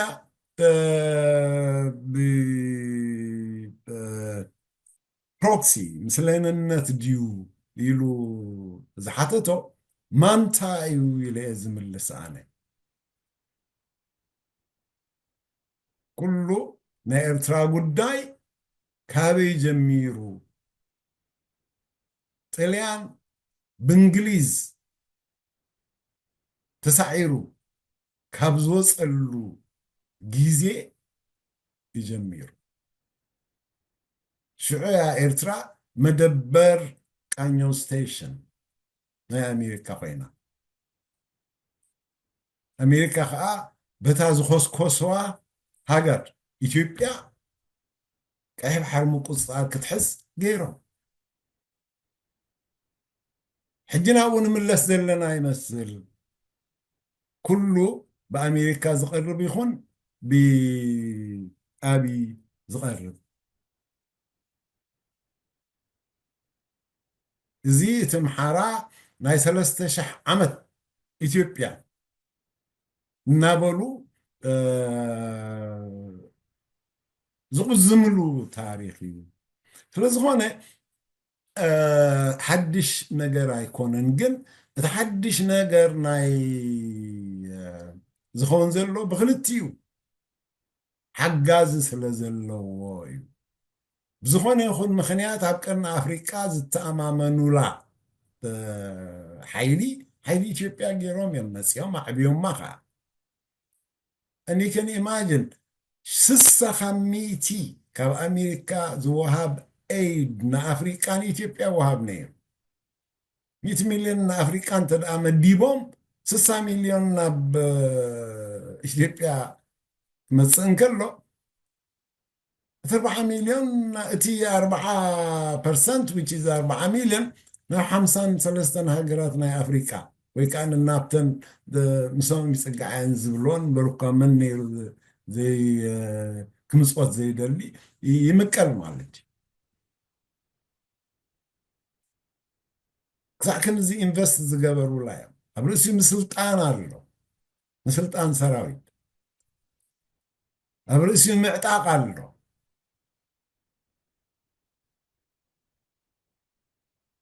ኣብ ርእሲኡ ናቶም ኤጀንት እስራኤል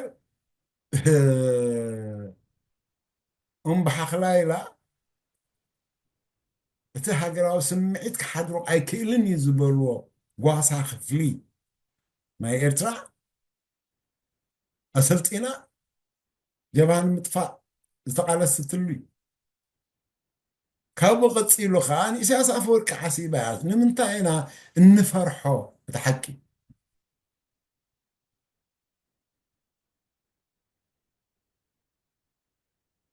ስለዚ ማንታ እዩ ሓደ እቲ ካብ ቀደም ኣትሒዙ ዝፀንሐ ኒዮ ነጆው ምባልና ኢትዮጵያ ድልየት ምስፍሕፋሕ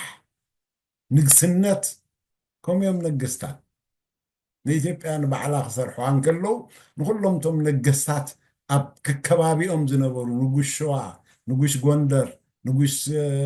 ንጉስ من يخاطب له دبوب زنبرو نجستات ناي استفل عليه بعد جمات باجفار وونتاي ناي سريعهم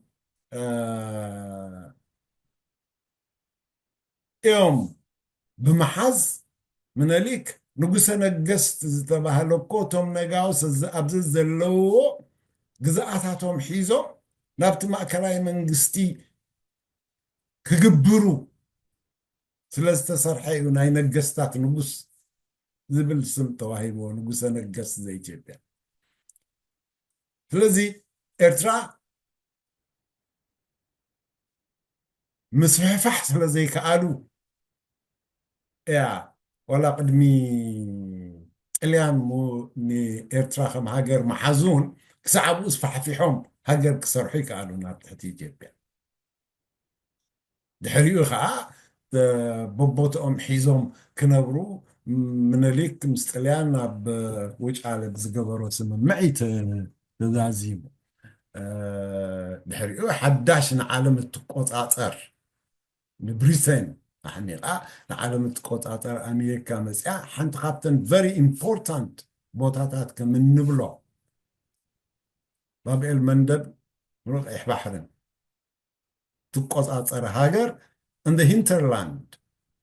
هاي راح زي كونه ندحري عن كبابي عند الله هاجراتون وتقاطر تسرحت سلازو خونا أبرئ ست بحكي ناي مسفحفح ناي نقسنا تسقى ناب جيبوتي تسفحفحوا لليوم نيرون إثيوبيا كن أبتحتي بروكتريت ناي فرنساي سلازا أتوت كقبروا يكعلوا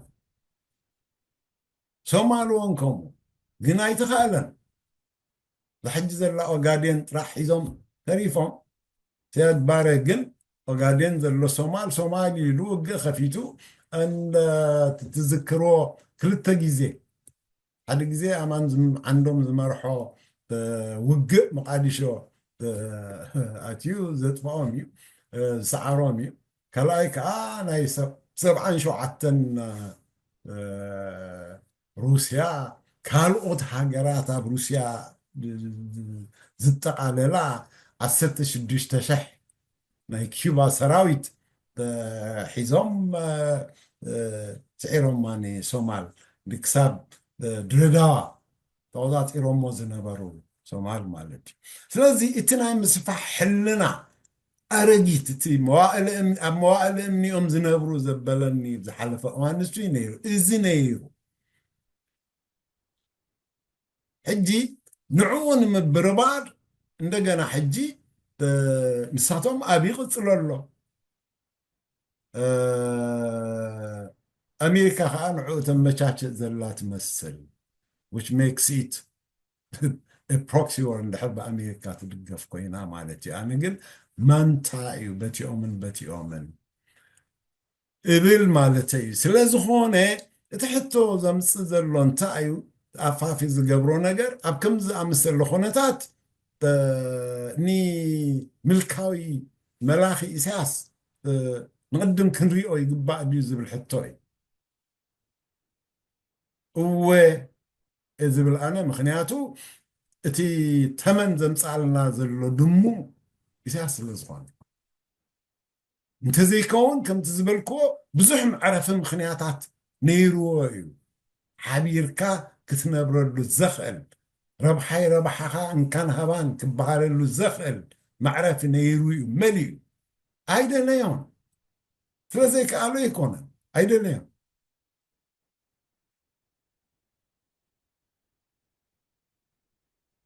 اوكي كالي ريتو انتليو ويحتو سيد سلام سيد نكو على حنصنعكم نكو على حنقلناهم كوين ميكانينا وقهم طعم نيرو انتامو دونجينا مسينا به وزي اخنا كن عريال لنا ندينا بقدامين أنا سيدي كل سجم مثلا دول حجي حدش نجرا خونن كمزين حضر حمام كاس يملس كاي بسمانة تشعتن دحرنا يباع موتا زباو جنبار جام كتقبرن كله كينات درجة أبكي حجي أبزو خينا بمني كلنا أسمرا نريالو درجان جزم بس يحيلا تقبل نيران جن بدحر حجا كينات كابي مس هون دبل جام كجبرن كله بسودان كمسا يكلين يلوم نيران مهناتو سودان دي expansionist زهونه program ويكا حساب يبلان تحنتوت متو تخل بإثيوبيا أيضاً جمجمة مخافش عتيدهم دفلت زنبرين كاو حليفو لما ነቲ ኩናት ክዓርፍ ናይ ብሓቂ ደልይዎ ነይሮም እንተዝኾኑ ኣብቲ ግዜ ናጽነት ኣብቲ ግዜ ሃኒሙን እንከለዉ መለስን ኢሳያስን ኣብቲ ግዜ እቲ ሓንፂፆም ስምምዕ ክገብሩ ክእሉ ነይሮም። ሽዑ ገይሮም ነይሮም እንተዝኾኑ እዚ ሕጂ ደጋጊሙ ዝውላዕ ዘሎ ንሓንሳ ብናይ ባድመ ምሲልካ ሕጂ ድማኒ ብናይ ዓሰብ እንዳበለ ዝገዓረሉ ዘሎ መናፍሕ ኣይንተረኽበን ነይሩ። ግን ኮይኑ ኸዓ እዚ ዝበሃል ዘሎ ሓንሳ ክንትንትኖ ከለና ፅልኢ ኣብ መንጎ ክልተ ሰባት ከም ዘሎ ወይ ከዓ መራሕቲ ከም ዘሎ ቅድም ምስ ናይ ወያነ ሕጂ ድማኒ ምስ ኣብይ ኣሕመድ ከም ዘሎ ጌርና ነብሎ። ኦኬ ናቶም ከምኡ ዳ ይኹን ዳ እምበር ብሃገር ደረጃ ድማኒ እቲ ህዝብን እቲ ሃገርን ከመይ ጌርና ኢና ንሪኦ ስትራቴጂካሊ እንታይ ሎ ፀገም ከምፅ ይኽእል ይኸውን ከኣትዉ ክእሉ ዶ የስ ኖ እንተኣተዉ ቅድሚ ሕጂ has been tested and proved ንክንደይ ዓመታት ቶም ሰባት እዚኣቶም ብቃልሲ ብህውከት ነርና ኢና መጠረስኡ ከዓ ኢኮኖሚኦም ይኹን ሚሊታሪ ሓይሎም ይኹን እንዳተዳኸመ ምስ ከደ ድማ ብሓፂሩ ፋሕፋሒሎም ገዲፎሞ ከይዶም ማለት እዩ። ሕጂ assuming that ኣብይ ኣሕመድ እንድሕር መፂኡ ኸ ኣብ ዓሰብ ዲ ጠጠው ክብል ሪጅም ቼንጅ ድማኒ ብኡ ዲ ክመፅእ ብኡ ድመፀ ሪጅም ቼንጅ ኸ እንታይ ክኸውን እዚ ኩሉ ኣብ ግምት ኣእቲና ኢና ካብ ግዜ ናብ ግዜ መፅናዕቲ ክንገብረሉ ዝግባአና። ምክንያቱ ሪጅም ቼንጅ ገይሩ ቆጨይ ወሲዱ ከምዚ ዞም ተጋሩ ክብሉ ከሎ ኢትዮጵያ እኳ ካብ ትግራይ ተገሚዓ ከይዳ ዝብሎ ዘሎ ሕጂ ኸኒ ብወገን ዓሰብካ ካብ መን ተገሚዓ ክንብል ከልና ኢና ካብ ዓፋር ዲና ክንብል ካብ ተንጎራብትኡ ዘለው this is very ስታይሊ ኣብዛ ሕጂ ትብላ ፀናሕካ ግን ኢምፖርታንት ፖይንት ኣልዒልካ ነርካ ሳኻ ምዝ ዝኸይድ ዘሎ ናይ ኤድ ምቁራፅ ሓገዝ እንተዳ 40% ትረክብ ነይራ ኮይና ንሱ እንድሕር ይሽፍነላ ነይሩ ሕጂ ኸ እሱ ምስ ዝቑረፅ እቲ ኣብ ውሽጢ ዘሎ ናይ ብሄር ይኹን ናይ ገለ ይኹን ፀገም ድማኒ ንሱ ዝካፀ ፀኒዑ ይውላዕ ኣሎ። ንሓንሳ ፋኖ ይብሉ ንሓንሳ ናይ TDF ይብሉ ንሓንሳ ድማ በቲ ናይ ኦነግ ነው ዘረስ ኦፍ ስለዚ ናይ ኢትዮጵያ ወላ እንተኣተወስ እንደያነ ንነዊሕ ግዜ ክፀንሕ ትኽእል ኣይመስለኒ። ምክንያቱ ወላ ገፅ ንገፅ መንግስቲ ክትግጠም ኣይትኽእል ዳ እምበር ኣብቲ ናይ ጎሪላ ታክቲክስ ኣብ ዝምለሰሉ ግዜ ድማኒ ልክ ከምዚ ኣብ ትግራይ ተረኺቡ ዝነበረ ክትዳኸም ትኽእል እያ። ተታሒዝካ ክትዳኸም እንተኮይኑ ተታሒዝካ ክትወድቕ ንድሒት ክትመለስ እንተኮይኑ ዛትስ ፋይን ወይ ካብኡ ተረፈ ግን ብስምምዕ እዚ ባዕዳይ ሙኒርና ኢና you can choose your friends but not your neighbors። ስለዚ the best is on how to live together እንተዝሕሰበሉ እንተዝብለሉ እቲ ኣብ ክልቲኡ ዘሎ ዓቕሊ ብወገን ኢትዮጵያ ዘሎ ዕቆላ ኾኑ ብወገንና ዘሎ ዕቆላ ኣብ ድሕልፋ ኣብ ዝደገ ዘለና ድማኒ ነዚ ኣብ ግምት ኣእቲና ብዙሕ ክንዛረበሎም ክንትንትነሉን ይገባአና። ግን ብዝሪኦ ዘለኹ ዝበዝሕ ግዜ ኣብዚ ዝተፈላለየ እዚ ናይ ዙም ይኹን ወላ ናይ እዚ ኣብ ዳሃይ ኤርትራ ገለሎም ኣብይ ኣሕመድ ከም ዝበለ ኢሳያስ ከም ዝበዋ እዚስ ከምዚ we are just becoming parrots ኮይና ኣይስማዕን ኣሎ we need to go beyond the headlines። ነዚ ከመይ ጌራ how far and how deep can this be realized ኢልና ለኣኒ እቲ ቫልዩ ናቱ ወይ ዝብሎ ዘለዎ ኣብ ምድሪ ማለት ክንደይ ክትግበር ይኽእል እዩ። ብወገንና እቲ ኤርትራስ is ready ንከምዚ ኸተ ምወራር ኣብ ዝመፅሉ ግዜ ትከላኸል ትኽእል ዲያ እቲ ህዝቢ ኸ እንታይ ዓይነት ሓድነትን እንታይ ዓይነት ስጥመት ከምፅእ እዩ እዚ ኢና ኣብ ግምት ክነእትዎ ዘለና። ብወገን ኣብ ዝበዝሕ ግዜ ኣብ ትዊተር እንተረኣኸ መን ሽሙ ይግዕሩ ኣለዉ ከምዚ ኒሳ just bag of hot air እምበር ሲሪየስሊ ኮይሩ ኸማን ይምልሰሎም የለን ዚ ያመ ገብረ ሚካኤል ኣይ ካብቶም ኣብ ደገ ዘለና ካብቶም ውሽጢ ዘለና ነዚ ነገር እዚ ኣዳእና ኣብ ግምት ኣእቲና ኣርሒቕና ንጥምት ዘለና ኮይኑ ኣይስማዓንን ክብል እየ። ታንክ ዩ I hope I've answered ኣብታ ትብሎ ዝነበርኩም ነይራኹም ተስፋ ገብር ካብ ርእሲ ከይወፃኹም Thank you. Yeah, Said. የዋንየለይ እዚ ናብ ጎሪላ ፋይቲንግ ትብሎ ነቲ ኣብ ቅድመ ግንባር ተታሒዙ ዘሎ ሰራዊት ዕድል በብዝረኸበሉ ክወፅእ እናደለየ ረአዮ እስኪ ብኩሉ እኳ ትነኩል ዘላት ሃገር ካብቲ ዝተመኮረ ሰራዊት ብዝከኣሎ መገዲ ክወፅእ ትሪኦ ኣርቲስት ስነ ኪነታውያን ፍሉጣት ናይታ ዓዲ ወፅዮም ኣብ ኢትዮጵያ ኣብ ኡጋንዳ ኮይኖም ሙቪስ ክሰርሑ መንበሪኦም ክገብሩ ትሪኦም ኣለኻ እዚ ይኸይድ ኣሎ ብዝተኻእለ መገዲ መንእሰይ እቲ ንእሽተይ መንቋሕቋሕታ ኣለዎ ዝበሃል መውፅእ ስኢኑ እንተዘይኮይኑ ይወፅእ ትሪኦ ኣለኻ ስለዚ ዝኾነ ሓይሊ ኢትዮጵያ እንተ ደኣ መፂኡ ከምቲ ዝበልካዮ ዓሰብ ሒዙ ምክንያቱ ውድብ ኣይኮነን ጥራሕ ዘድልየና ባሕሪ እዩ ዘድልየና ከብል እንከሎ መሬት ኤርትራ የድልየና እዩ ዝብል ዘሎ ክሳዕበይ ከይዱ ንኢሳያስ ናይ ሳሕል ጎሪላ ፋይቲንግ ቅፅል ድዩ ተኽእሎ መን ይኸ ዴዲኬትድ ኮይኑ እንደገና ሃገር ካብዚኦም ነፃ ንምውፃእ ክቃለሰሉ እዩ እቲ መንእሰይ ክቅፅል እዩ ክብል ዝኽእል ኣብ ታሕታቲ ነገር እዩ ሰይድ ያ ማለት ሓሳ ታሪክ ምልሲልና እንድሕር ኢና ወላ ኣብ ናይ ኢትዮጵያ ከማን ዝከረኩም ተኾይኖ ኣብቲ ግዜ መንግስቲ ሆነ ኣብ ግዜ መለስ ብዙሓት ሃዲሞም ነይሮም ኩሉ ግዜ ከዓ መቐይሮ ንፅብሎ እቲ ቀንዲ ነገር ዘሎ እንታይ እዩ እቶም ስነ ጥበባውያን ደገ ምውፅኦም ብሓደ እውን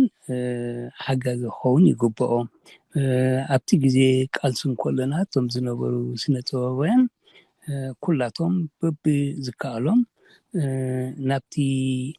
ናብቲ ገድሊ ከምዚ ሕጂ ግዳ ብዙምዲና ብኢንተርኔት ብፌስቡክ ብትዊተር ክለ ንራኸብ ዘለና ሽዑ ከማንሲ ብሓንቲ ሙዚቃ ብሓንቲ ደርፊ እዮም ደብፅሑልና ነይሮም ንሳቶም ከዓ ኣብዚ ግዜ እቲ ዶር ናቶም እቲ ንሶም ክገብሮ ዝግባእ እጃም ናይ ቃልሲ እንተበርኪቶም ኣምሹር ብዙሕ ነገራት ከብል ይኽእል እዩ ብዙሕ ነገራት ክብፃሕ ይኽእል እዩ ደይብፃሕን ደየብልን ነገር የለን እቲ ኣብዪ ኣሕመድ ንኣብነት ብሓደ ክንነብር ከምቲ ሕጂ ኢሳያስ ንላግፅ ድዩ ናይ ብሓቁ ብዘየገድስ ሓደ ህዝቢ ኢና ዝብሎ ዘሎ ሓደ ህዝቢ እዩ ዝብሉ ነይሮም እንተዝኾኑ ካልእ እትረፍ እዚስ ዋዕ ንዓና ክመቃቐለና ክእል እዩ ኣብ ቀረባ ፀንዐ ወዲ ገርህ ልባ ከኣምኖሞ ክእል እዩ ምተባሃለ እዚኣቶም ግን ካብ ብሎሚ ዝነቀወ ዝብስ ኣይሕድረንን ህዝባ ዘይኮነስ ትረኣየና ዘላ ታሉል ናይ ባሕሪ ዝኾነት ዓሰብ ከመይ ጌርና ንጅላሓላ ከመይ ጌርና ነብላ ቀደም ኣብ ታሪክ ክዕሽውና ከለዉ እንታይ ብነዮም በዓላት ቴድሮስ ንወፃእተኛ ክመፅእ እንከሎ እስካርቡ ኣብ ባሕሪ ሓፂቦም እዮም ዝሰድዎ ነይሮም መሬት ናይ ኢትዮጵያ ኣብ ኢትዮጵያ ተረፍና ኣይ ናይ ባሕሪ እዩ ኣፄ ቴድሮስ ዝቐኑ እትረም ሕጂ እትረብቶ ተቐደም ሕጂ ከማንቲ ኣይ ባሕሪ ወላ ነቶም ማሪን እንታይ ድዮም ዝብልዎን የዋህ ጠባቂ እዮም ዝብልዎም ዝነበሩ ሓላው ናይ ማይ I don't know. I mean, what I'm trying to understand is how much of that is politics in ህዝቢ ሓድነቱን ምብስባስ do they really believe ንሳቶም staunch in the heart of their hearts ተቃሊሶም ዓሰብ ሒዞም ንህዝቡ ውፅኦም ደም ጨዲዶም ከብልዎ ወይስ ንመላእ ኤርትራ ኸይዶም እንደገና ክገዝኡ ገዝኡ እንድሕር ዳኒ ገዝኦም ዘይከኣሉስ እንታይ እዮም ዝብሉ ፅምላሊዕ ስማዕ ኮራ ዘይኮነት ምድሪ ኸደነት ኮይኑ ይስማዓኒ ቴንኪዩ ሰይድ እቲ ኩሉ ዝዛረበና ዘሎ ከመይ ጌርና ኢና ነዚ ናይ ኩሉ ግዜ ሽግርን ፀረ ህዝብን ዝኾነ ኢሳያስን ምልኩን እነለግስ ኣብ ከምዚ ቃልሲ እናሃለወት ህዝቢ ከዓ እቲ ሕዱር ዝበልናዮ ሕማም ናይ ኢትዮጵያ ምስ ሰዓብቱ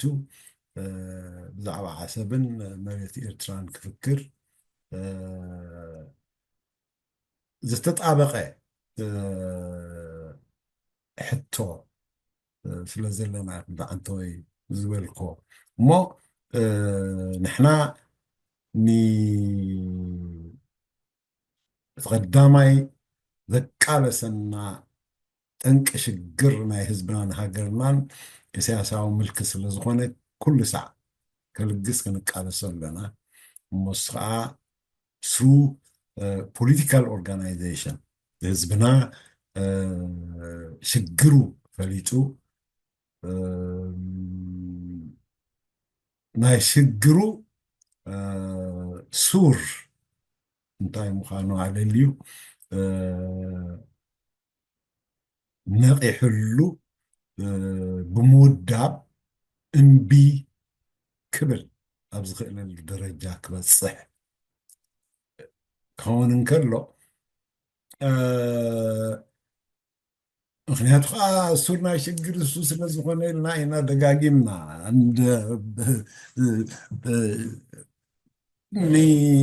ንሽግርና ከይልገስና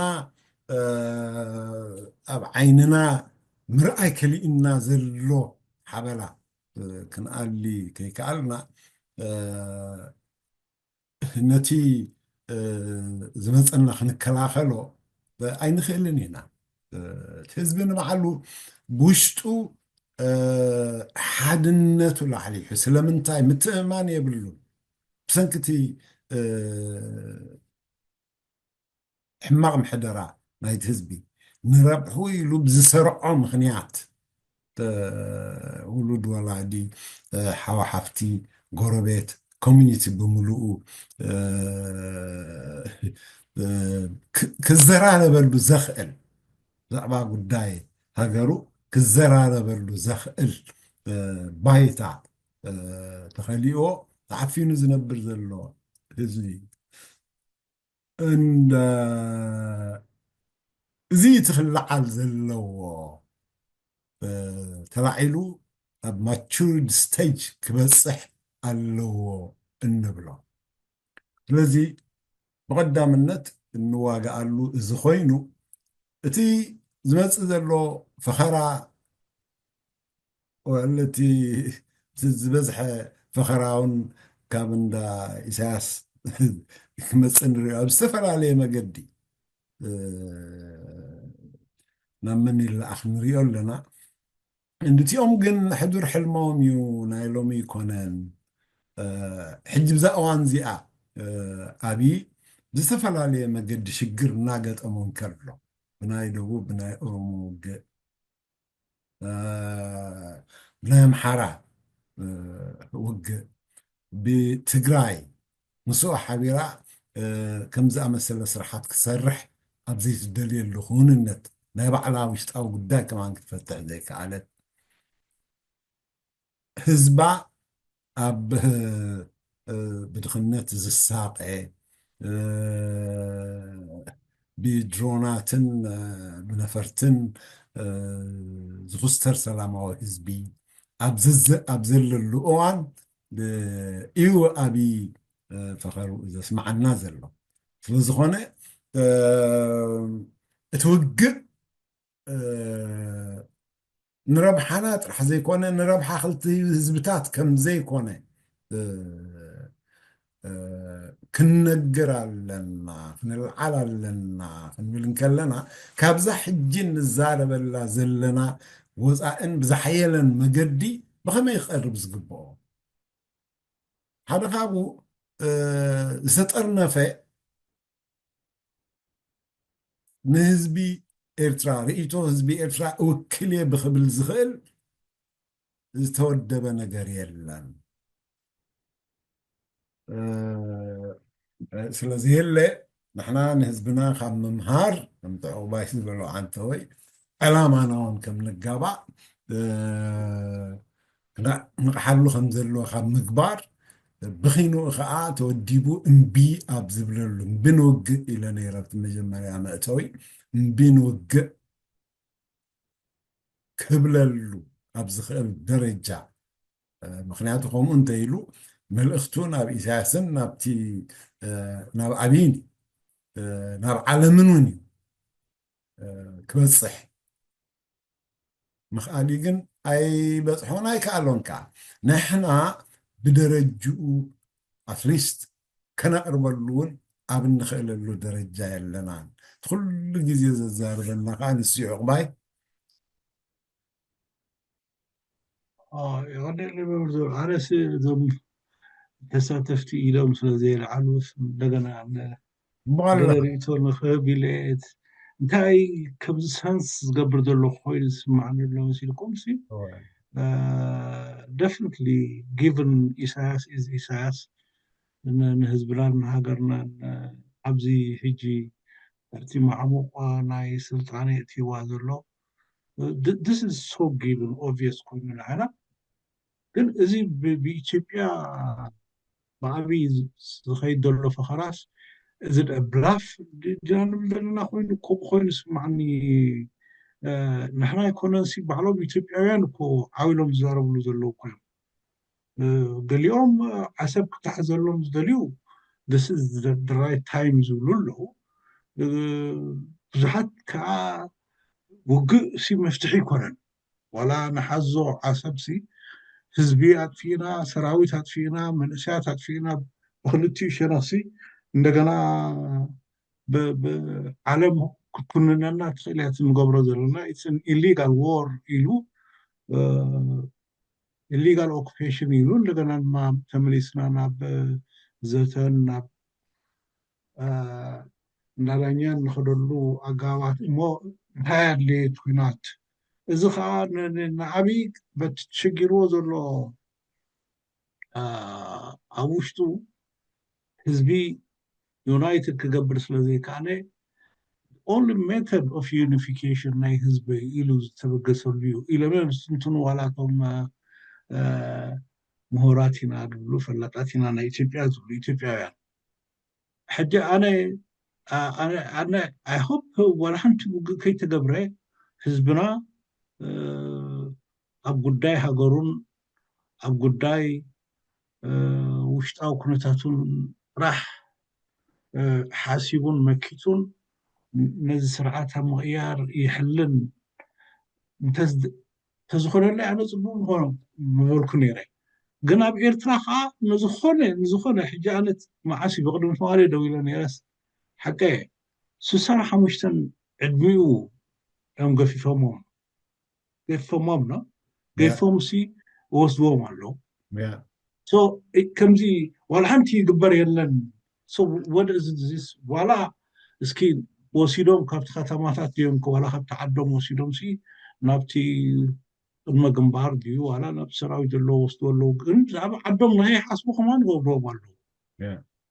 ውግእ ፈፅም ኣይፈፅም ግን እዚ ዝኸይድ ዘሎ ኣጋባት ንሕናስ ክነቃልዖ ክንክእል ኣለና እዞም ሰባት እዚኣቶም ትማሊ ስለምንታይ ኣብ ሰላም ተባሂሎም ስለምንታይ ዓለም አንጨብጭባትሎም ስለምንታይ ዓለም ኖብል ፕራይዝ ሂባቶም ዓብይ ስለምንታይ ስዑድ ዓረቢያን ዩናይትድ አረብ ኤምሬትስ ኣዘራሪቦሞም ሕጂ ንምንታይ ናብ ውግእ ክቀራረቡ ከድሎ ንሕና በታ ትከኣለና ስኒ ሓደ ፅፍፍ ዝበለ ፅሑፍ ኣዳሊና ኣብዚ ኩላትና ፈርማና እነንብረሉ ሽምና እነንብረሉ ጌርና ንህዝብና እዚ ኣብ ወፃኢ ዘሎ ህዝብና ድማ ሽሙን ፈርሙን ከንበረሉ ዝኽእል እሞ ዝፅሑፍ እዚ ድማ ናብ ሙሉእ ዓለም ንክኸይድ እንተንገብር ብወገናስ ዓቕምና እዚ እየ ዝብል ዓቕምና ክንገብሮ እንኽእል ከይገበርና ሓደ ነገር ምዝፍፅም ግን ከጣዓሰና እዩ ዋሕላ ኣነ ኣብኣታ ኣነ I don't see it ብላፍ ክገብር ይኽእል እዩ ህዝቢ ንህዝቡ ምጭፍጫፍ ድሕር ዘይብሉ እንድሕር ኮይኑ ስርዓት ናይ ኢትዮጵያ ህዝቡ ምጭፍጫፍ ድሕር ዘይብሉ እንድሕር ኮይኑ ስርዓት ናይ ኤርትራ ነዚ ክልተ ህዝቢ ኣብ ውግእ ከእትውዎ ዋላ ሓንቲ ሽግር ከምዚ የለ ኮይኑ ዝረአየና ኸነ ኣነ ብዝተኻእለ መጠን ንሕና ከዓ ብዓቕምና እቲ ክንገብሮ ንኽእል ተንገብር ፅቡቅ ኮይኑ ይስማዓኒ ይቐኒየለ እዩ ማመር ታንኪዩ ዕቑባይ ፅቡቅ ርኢቶ ኦኬ ዕቑባይ ፅቡቅ ርኢቶ የቕሪቡ ሓደ ካብቲ ቀንድን ከዓ ንሕና ብንኽእሎ እስክንበገስ እዩ ዝብል ዘሎ ንሕና ብንኽእሎ እስከንበገስ ንስኻ እንታይ እዩ ናብ ህዝብናን ናብ ዓለምን ክበፅሕ ዝኽእል ፅሑፍ ሓንቲ ጉጅለ ወይ ሽማግለ ጌርና እንተንዳሉ እሞ እንተንዝርግሕ ፅቡቅ ኮይኑ ይስምዓኒ ይብል ኣሎ ምክንያቱ እዚ መልሲ ነቲ ዓንተወይ ብጥርኑፍ ከማን እዚ ክንገብር ኣይከኣልናን ኣለና ወይ ንዑ ክገብር ዝኽእል ክንሰርሕ ኣይከኣልናን ኣለና ንዝበልክዎ እዩ ስለዝኾነ እንታይ መስለኩም ኣትሊስት 2-3-4 ሰባት ብዛዕባ እዚ ሕጂ ዘፈኻኽር ዘሎ ኣብ መንጎ ኢሳያስን ኣብይን ንረብሓ ክልቲኡ ህዝቢ ከም ዘይኮነ ንሕና ከም ኣካል ህዝቢ ኤርትራ ከዓ ነቲ ውግእ ዘይንድግፍ ምዃንና ካሊእ ሰላማዊ ፍታሕ ክናደየሉ ዝግባእ ምዃኑ ብኡ መጠን ከዓ ኣብ መንጎ ኤርትራን ኣብ መንጎ ኢትዮጵያን ብዝተሓንፀፆ መሰረት ናይ ዶባት ክዓርፍ ዝኽእል ምዃኑ ብኺንኡ ግን ጠለብ ናይ ኢትዮጵያ ናይ ውድብ ጉዳይ ብሓይሊ ክምለስ ዘይግባእ ምዃኑ ሰላም ኣብ መንጎ ክልቲኡ ህዝብታት እንተደኣ ነጊሱ እቲ ናይ ወደብ ምጥቃም ናይ ክልተ ሃገራት ረብሓ ስለዝኾነ ህዝቢ ኤርትራ ዝረብሓሉ እምበር ዝጉዳኣሉ ዘይምዃኑ ብዝተፈላለየ መገዲ መቸም እዚ እንተበልና ሓይሽ እዚ እባ እንተተወሰኺ ሓይሽ እዚ እባ እንተተጎደለ ሓይሽ እሞ ብደረጃ ናብ ህዝብና ዝቐርብን ናብ እንግሊዝኛ ተተርጊሙን ናብ ዓለም ክቐርብ ዝኽእልሉ መገድን እንተዝቐርብ እዩ ዝብል ዘሎ ዕቑባይ ርእቶታትኩም ኣብኡ እንተሂብኩም ፅቡቕ ሰይድ መርሓባ እንደገና ሰላም ኣነ ኣብዚኣ ሓንቲ ነገር ኣላ ኣብ ግምት ደይነእትዋ ዘለና ምክንያቱ እቲ ዓሰብሲ ዲስፒትድ ላንድ እዩ ዲስፒትድ ቦርደር ድዩ ኣይኮነን እንተዳ ከምኡ ዘይኮይኑ if that is the case ዘይ ኣግሬሽን እዩ ዝኸውን ዘሎ እንተዳ ክውሰድ ኮይኑ ድማ እቲ ፀገም ዘሎ ግን እንታይ በቲ ሕነ ክፈዲ ክብል ኢሳያስ ዝገበሮ year 2018 ድዩ እቲ ንትግራይ ክቆይዶም ትማለሲ ንኤርትራ ዓዲሙ ሓጉዝኒ ናብ ውሽጢ ኣይክእሎምን እየ ኢሉ ነዞም ተጋሩ ሰጣቡልለ ኢሉ ዓዲሙ ፀውዐ መንግስቲ እቲ ናይ ኢትዮጵያ ስለዚ ትማሊ ባዕልና እግሪ ኣትኪልናዮ ሕጂ ድማ ተገምጢሎኻ ሪጅም ቼንጅ ገበርኩ ትብለለ is very funny ምክንያቱ እቲ ዓቕሚ ናይ ሰራዊት ኤርትራ ንፍተዎ ንፅላእዮ ብዘይገድስ ንዕኡ ኮይኑስ ንኣብይ ኸማን ኮይኑዎ መድሓኒ ኮይኑ እሱ ተደድሕኖ ነይሩ እሱ ክሳብ ለይተሎሚ he could not have been president ወላ prime minister ናይ ኢትዮጵያ ኮይኑ ክነብር ኣይምኽኣለን ነይሩ ሰብዚ ስለዚ the main thing that we have to ኣብ ቅድሚ ኣክንዲ ናብቲ ናይ መፅሓፍ መኻድና we have to define what is a problem. The problem is not a disputed land, it's not disputed border icon. This is complete aggression, finish. As long as it remains aggression, matters the open-ended war, cultural malady. We need to be, how do you stop before happening all these kind of catastrophe? Thank you. Thank you. Okay.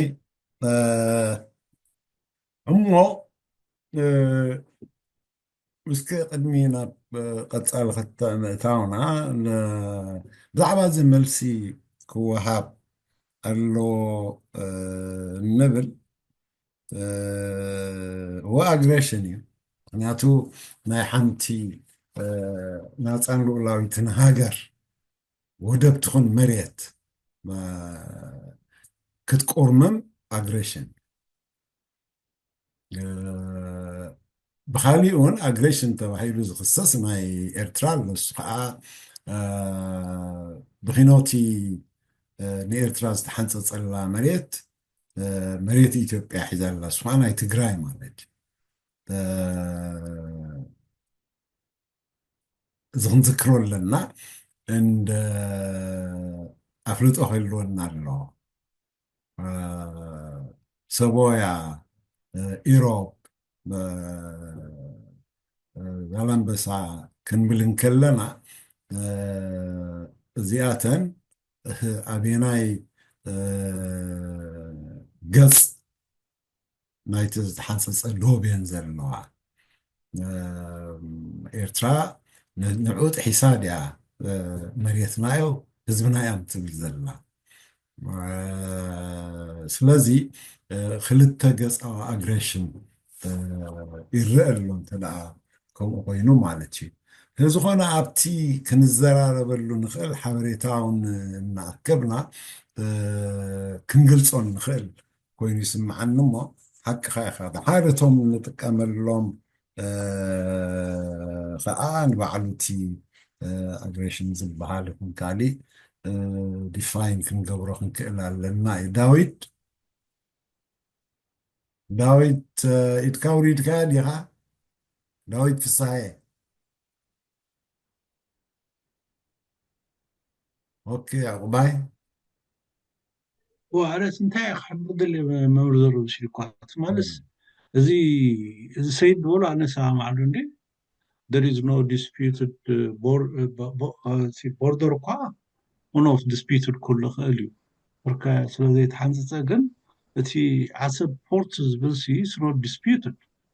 No, I think the aggression you said. هو هجيت مالي أبزي إثيو سلام زبلنا إثيوبيا نا يوتيوب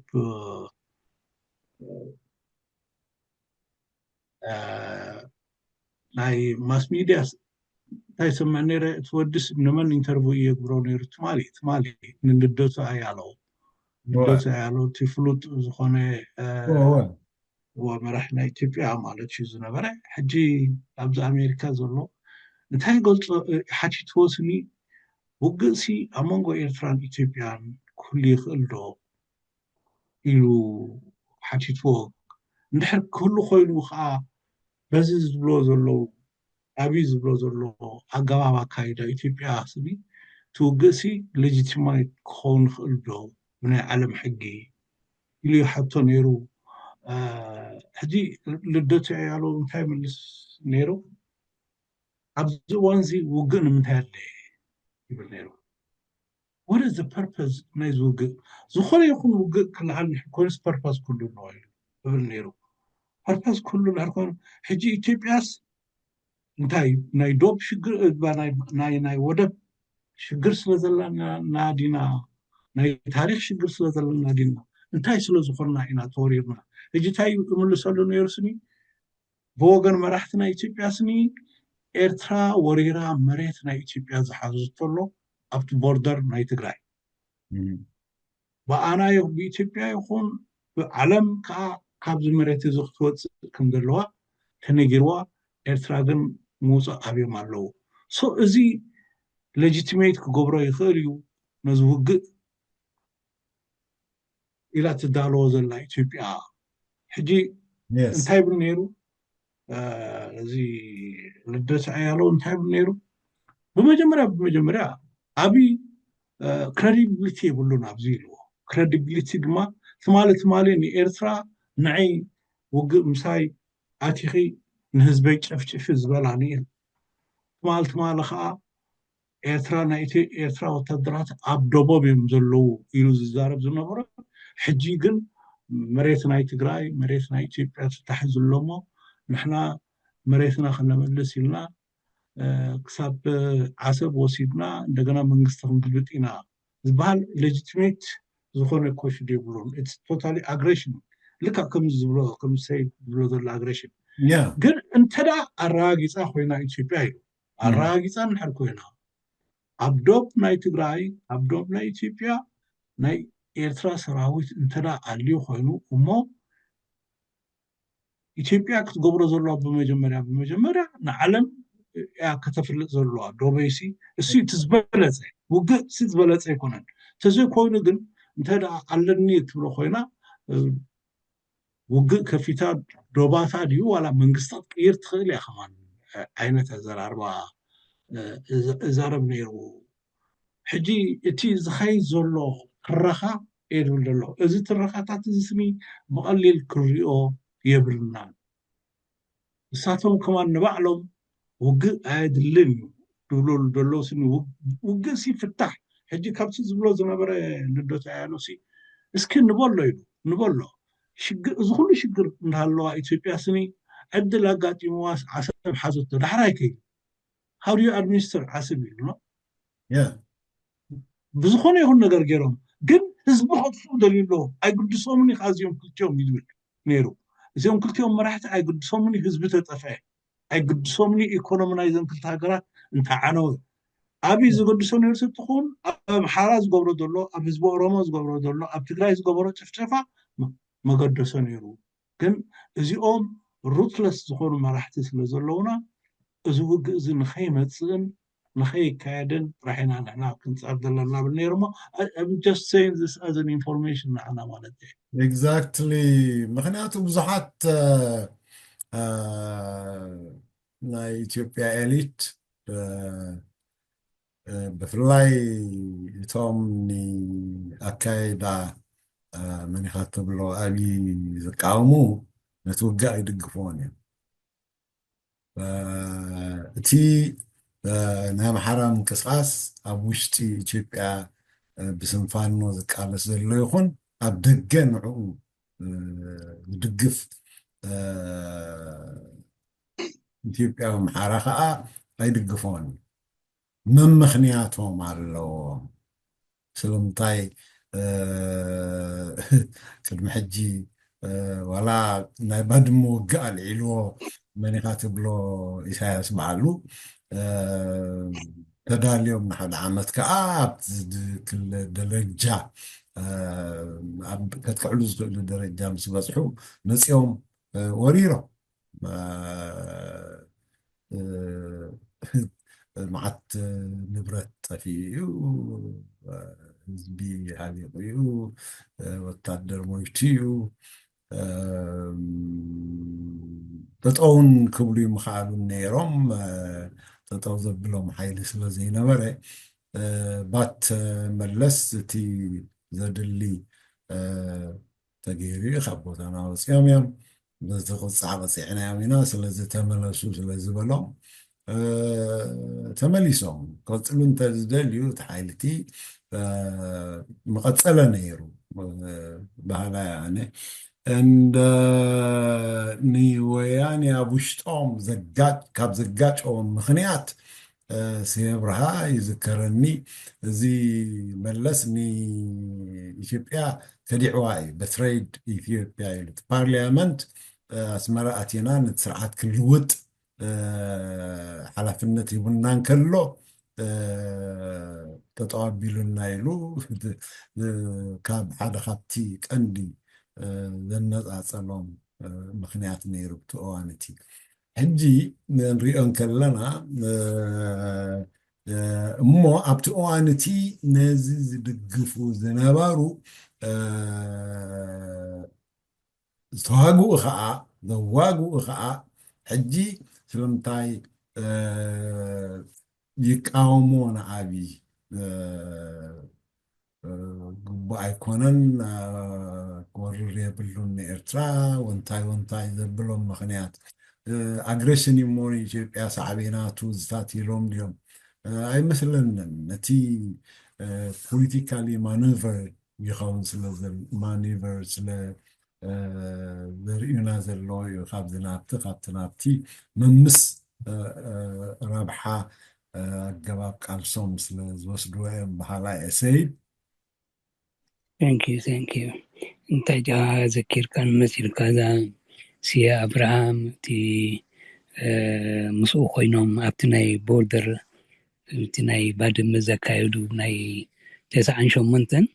ንዓቶም ካ ዓብዪ ኣፒል ገይሩ ፀውዕዎም ኣሎ ክሕግዝዎ ሕጂ መብዛሕትኡ ዘካይድ እቲ ቦርደር ዲስፒዩት بحدي إذا أمبر بملو هو نايك دنيم border dispute نترى بناي تي كي ملسلنا زي عين ملسلون دا كوينو it doesn't work like that ولا أو خيدومون maybe they might not be able to make it the best thing is نمنتاي الآن بنيغوشيشن كوغورو زي فتنو ولا بناي عصب كمان زين يدلينا الدرما ناي ሰናይ ጉርብትና ምሕዝነት ክንጥቀመሉ ኢሎም ጊቨን ተገሮም ተዝኾኑ ነይሮም ንዑ ፈቲኖሞ እዚ በዚ ስለ ዝኣብየቶም ኤርትራ now they want to use it for force ካኒ እዚ with the mighty rules እንድሕር ኮይኑ ሎማ ሓይሊ ኣለዋ ጎቢጣ ፅባሕ ድማ ተጎቲታ ክትወፅእ ኣብ ሳይክል ኢና ክንኣቱ ለዚ ወላ ንሶም ከማን I don't think they thought about it deeply ወላ border dispute ኮይኑ ኣብቲ disputed area had خيل እምበር you don't create another disputed border when they go into ዓሰብ ሽዑታ ይኸውን ማለት እዩ ብወገን ኤርትራ ከዓ እዚኦም ሰባት እዚኣቶም ኣትዮምና መሬትና ወሲዶምና ልክ ኣምቲ ኣብ ስታይ ዘይተደለየ ህልኽን ህውከትን ኢና ክንኣቱ It's a lot to be done. It's a lot. We need to go through many breaths under in order to see the light by the end of the day. Thank you. Thank you, Said. In the meantime, تزارب النازل له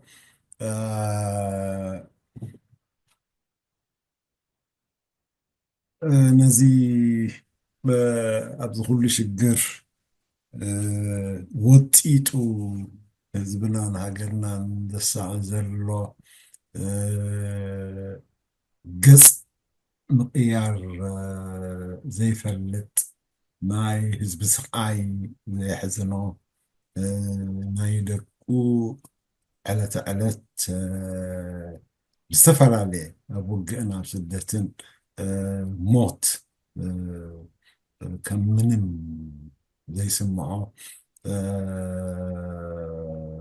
ሰብን ጉጅሌውን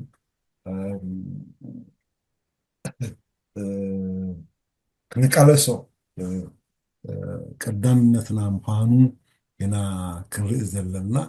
ብኻሊእ ሸነኹ እቲ ውግእ ከምቲ ዝተፈላለየ መገዲ ዝቐርብ ዘሎ ፀሪኡ ጠጣው ክንብል ጠጣው ኢልና ንሕና ንበይንና ንገብሮ ስለዘየለ ብደረጃ ዓለም ተፃሒፎ ዝርጋሕ ንባዕሉ ኮንትሪቢሽን ስለ ዝኾነ እንተገበርና ኣነ ወንታዊ እዩ ባህላ እየ which means ካብ ሸል ናትና ሕቕፊ ሸል ናትና ወፅእ ኢልና ውሽጢ ብስደት ዘሎ ዳያስፖራ ዘሎ ውሽጢ ሃገርና ዘሎ ካብኡ ንላዕሊ ከዓ ዓለም ክርእየሉ ብዝኽእል መገዲ ከነቕርቦ እንተኽኢልና እቲ ኮንትሪቢዩት ክንገብር ይኽእል ኣለና ንበልኩ ግን ፕሮባብሊ ኣይመቀረናን ዝብልውን የለን ኣብዚ ገዛ ይሓይሽ እሞ እንታይ ንግበር ዝብልውን ኣይርእን ኣለኹ ስለዚ ክሳብ ሕጂ ስለምንታይ ኢና ብቐፃልነት እንቃለሶ ነዚ ምልክዚ ኢሳያሳዊ ምልክዚ ርኢና ኣለና ተዘራሪብናሉ ኣለና ቀፃሊ እዩ እዚ መርገፅ ናይ ቃልስና ክንቃለሶ ከም ዘለና እሞ በዚ ዓፅዋ ኢና ናይ ሎሚ መደብና ፋርደር ብላዕሊ ሕቶ ከይድ ክታእ ስለዘየለ ኣብዚ ክንፍፅማ ኢና ናይ ሎሚ ኣኼባና